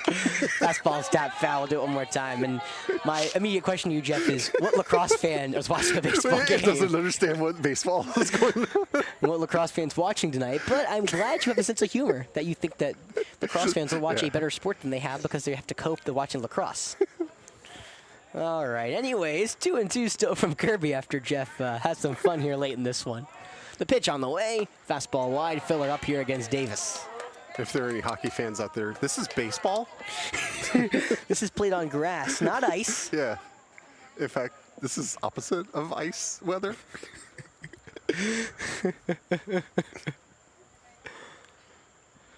What a payoff on the way. The current job got him looking. Strike 3. 6th strikeout of the game for Kirby. Freezes Davis. He goes down on strikes for the 2nd time tonight and out number 1 here in the 7th.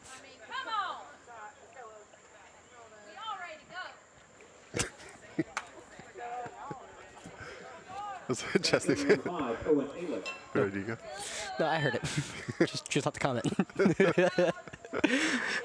Well, the left-handed Owen Alick will dig in for the 4th time. He's reached base off of 2 walks and has went down looking on strikes back in the 5th. Lefty v lefty. First pitch is a fastball wide, ball 1.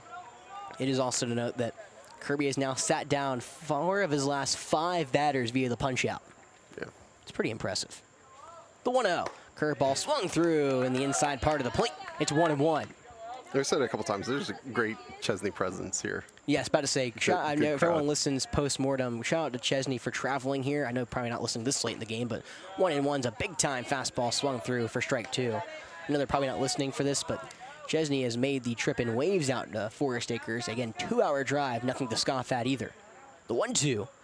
Foul tipped into the glove for strike number 3. Heater. Never mind. He dropped it. I thought Connolly had it. Instead, it'll be 1-2.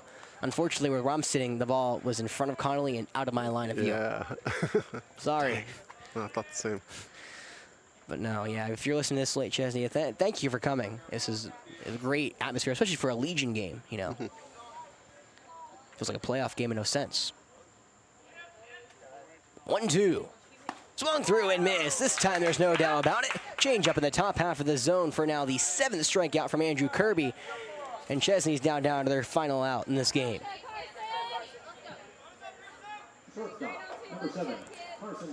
So Carson Gossett, the final hope that Chesnee has of extending this game. He is currently 1 for 3, if I can talk. The right-hander digs in. The left-hander throws the curveball high for ball 1. He reached off a single back in the 4th where he came around to score the 3rd of those 4 runs, but he struck out looking and popped out to the second baseman off a nice play from Pierce. The 1-0. Change-up call. Strike 1 on the outside edge. It's 1-1. And back in action tomorrow. Up in Chesnee. Won't be there, but I'll be keeping an eye on Game Changer as the 1-1 is popped into the air to the foul side of the right edge. Foul side of the right edge. I couldn't find my words. I just figured I'd go with whatever I was thinking of. Fouled off to the right side on the outside edge, and now Chesnee down to their final strike. I think you got heat stroke earlier. Yeah, whatever works. I just talk. The 1-2. Fastball wide, good eye. Keeps him in the AB, 2-2, 2 away. Again, 6-run lead for the 2-1-5, trying to shut the door. Carson Gossett, the final chance they have to extend the game for Chesnee. 2-2 on the way. That ball is popped into the air, shallow right field. Coming on is Eckert. The right fielder has a read and makes the one-handed grab to finish out this one. Well, a game that was going to be a photo finish turned into a 2-1-5, 6-run win after an impressive 8-run bottom of the 6th. A big-time inning that resulted in some runs that really maybe shouldn't have come across. An error extended the game, but all in all, a great game that was all the way up until the bottom of the 6th, where the 2-1-5 kind of crazy. got out of hand a little bit toward the end. But again, if you're listening to this late shot to Chesnee, thank you for making the trip over to the 2-1-5. Unfortunately, I don't think we'll see you at all in the next year unless we play Legion again. But just with, but it was a fun crowd here tonight, and it's always fun when the fans are respectful and also make a big impact on the game with their cheering and everything. Yeah. We do get some fans that are a little rowdier than usual. Like, we haven't gone on the road this year, but yeah, it's always fun to go to the like smaller towns, just baseball towns. I mean, Jeff, it's really weird. There's a lot of baseball towns, but not many lacrosse towns. What's the deal with that? It's just now, like, people care about baseball, not lacrosse. I'm glad we agree. Thank you. Progress is in the future, Progress. But of course, again, 2-1-5 back in action. Senior team will be here on Wednesday. Jeff and I will have that game for you here as we were trying to take one from West Columbia, and I believe if we can do that and take at least 1 or 2 from, I have to do the math, but take at least 1 of 2 from Chapin Newberry, we will have that division locked up and have a top seed overall in our kind of region.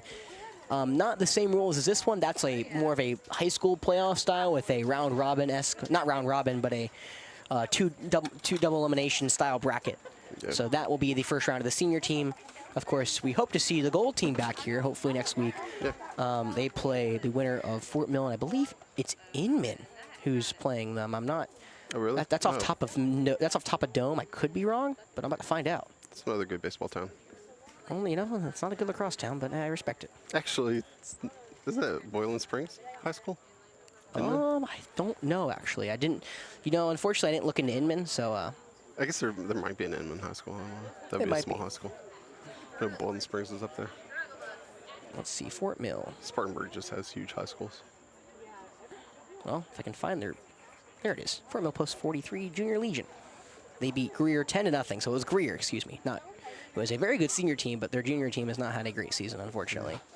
But yeah, a 10-0 run rule for Fort Mill. They were really tacked it on late, scored 2, 2, 2, and 4 in the final 4 innings of that game. So, we will be probably, if the winner of this will probably be traveling to Fort Mill on Monday, hosting on Tuesday, and then back to Fort Mill on Wednesday.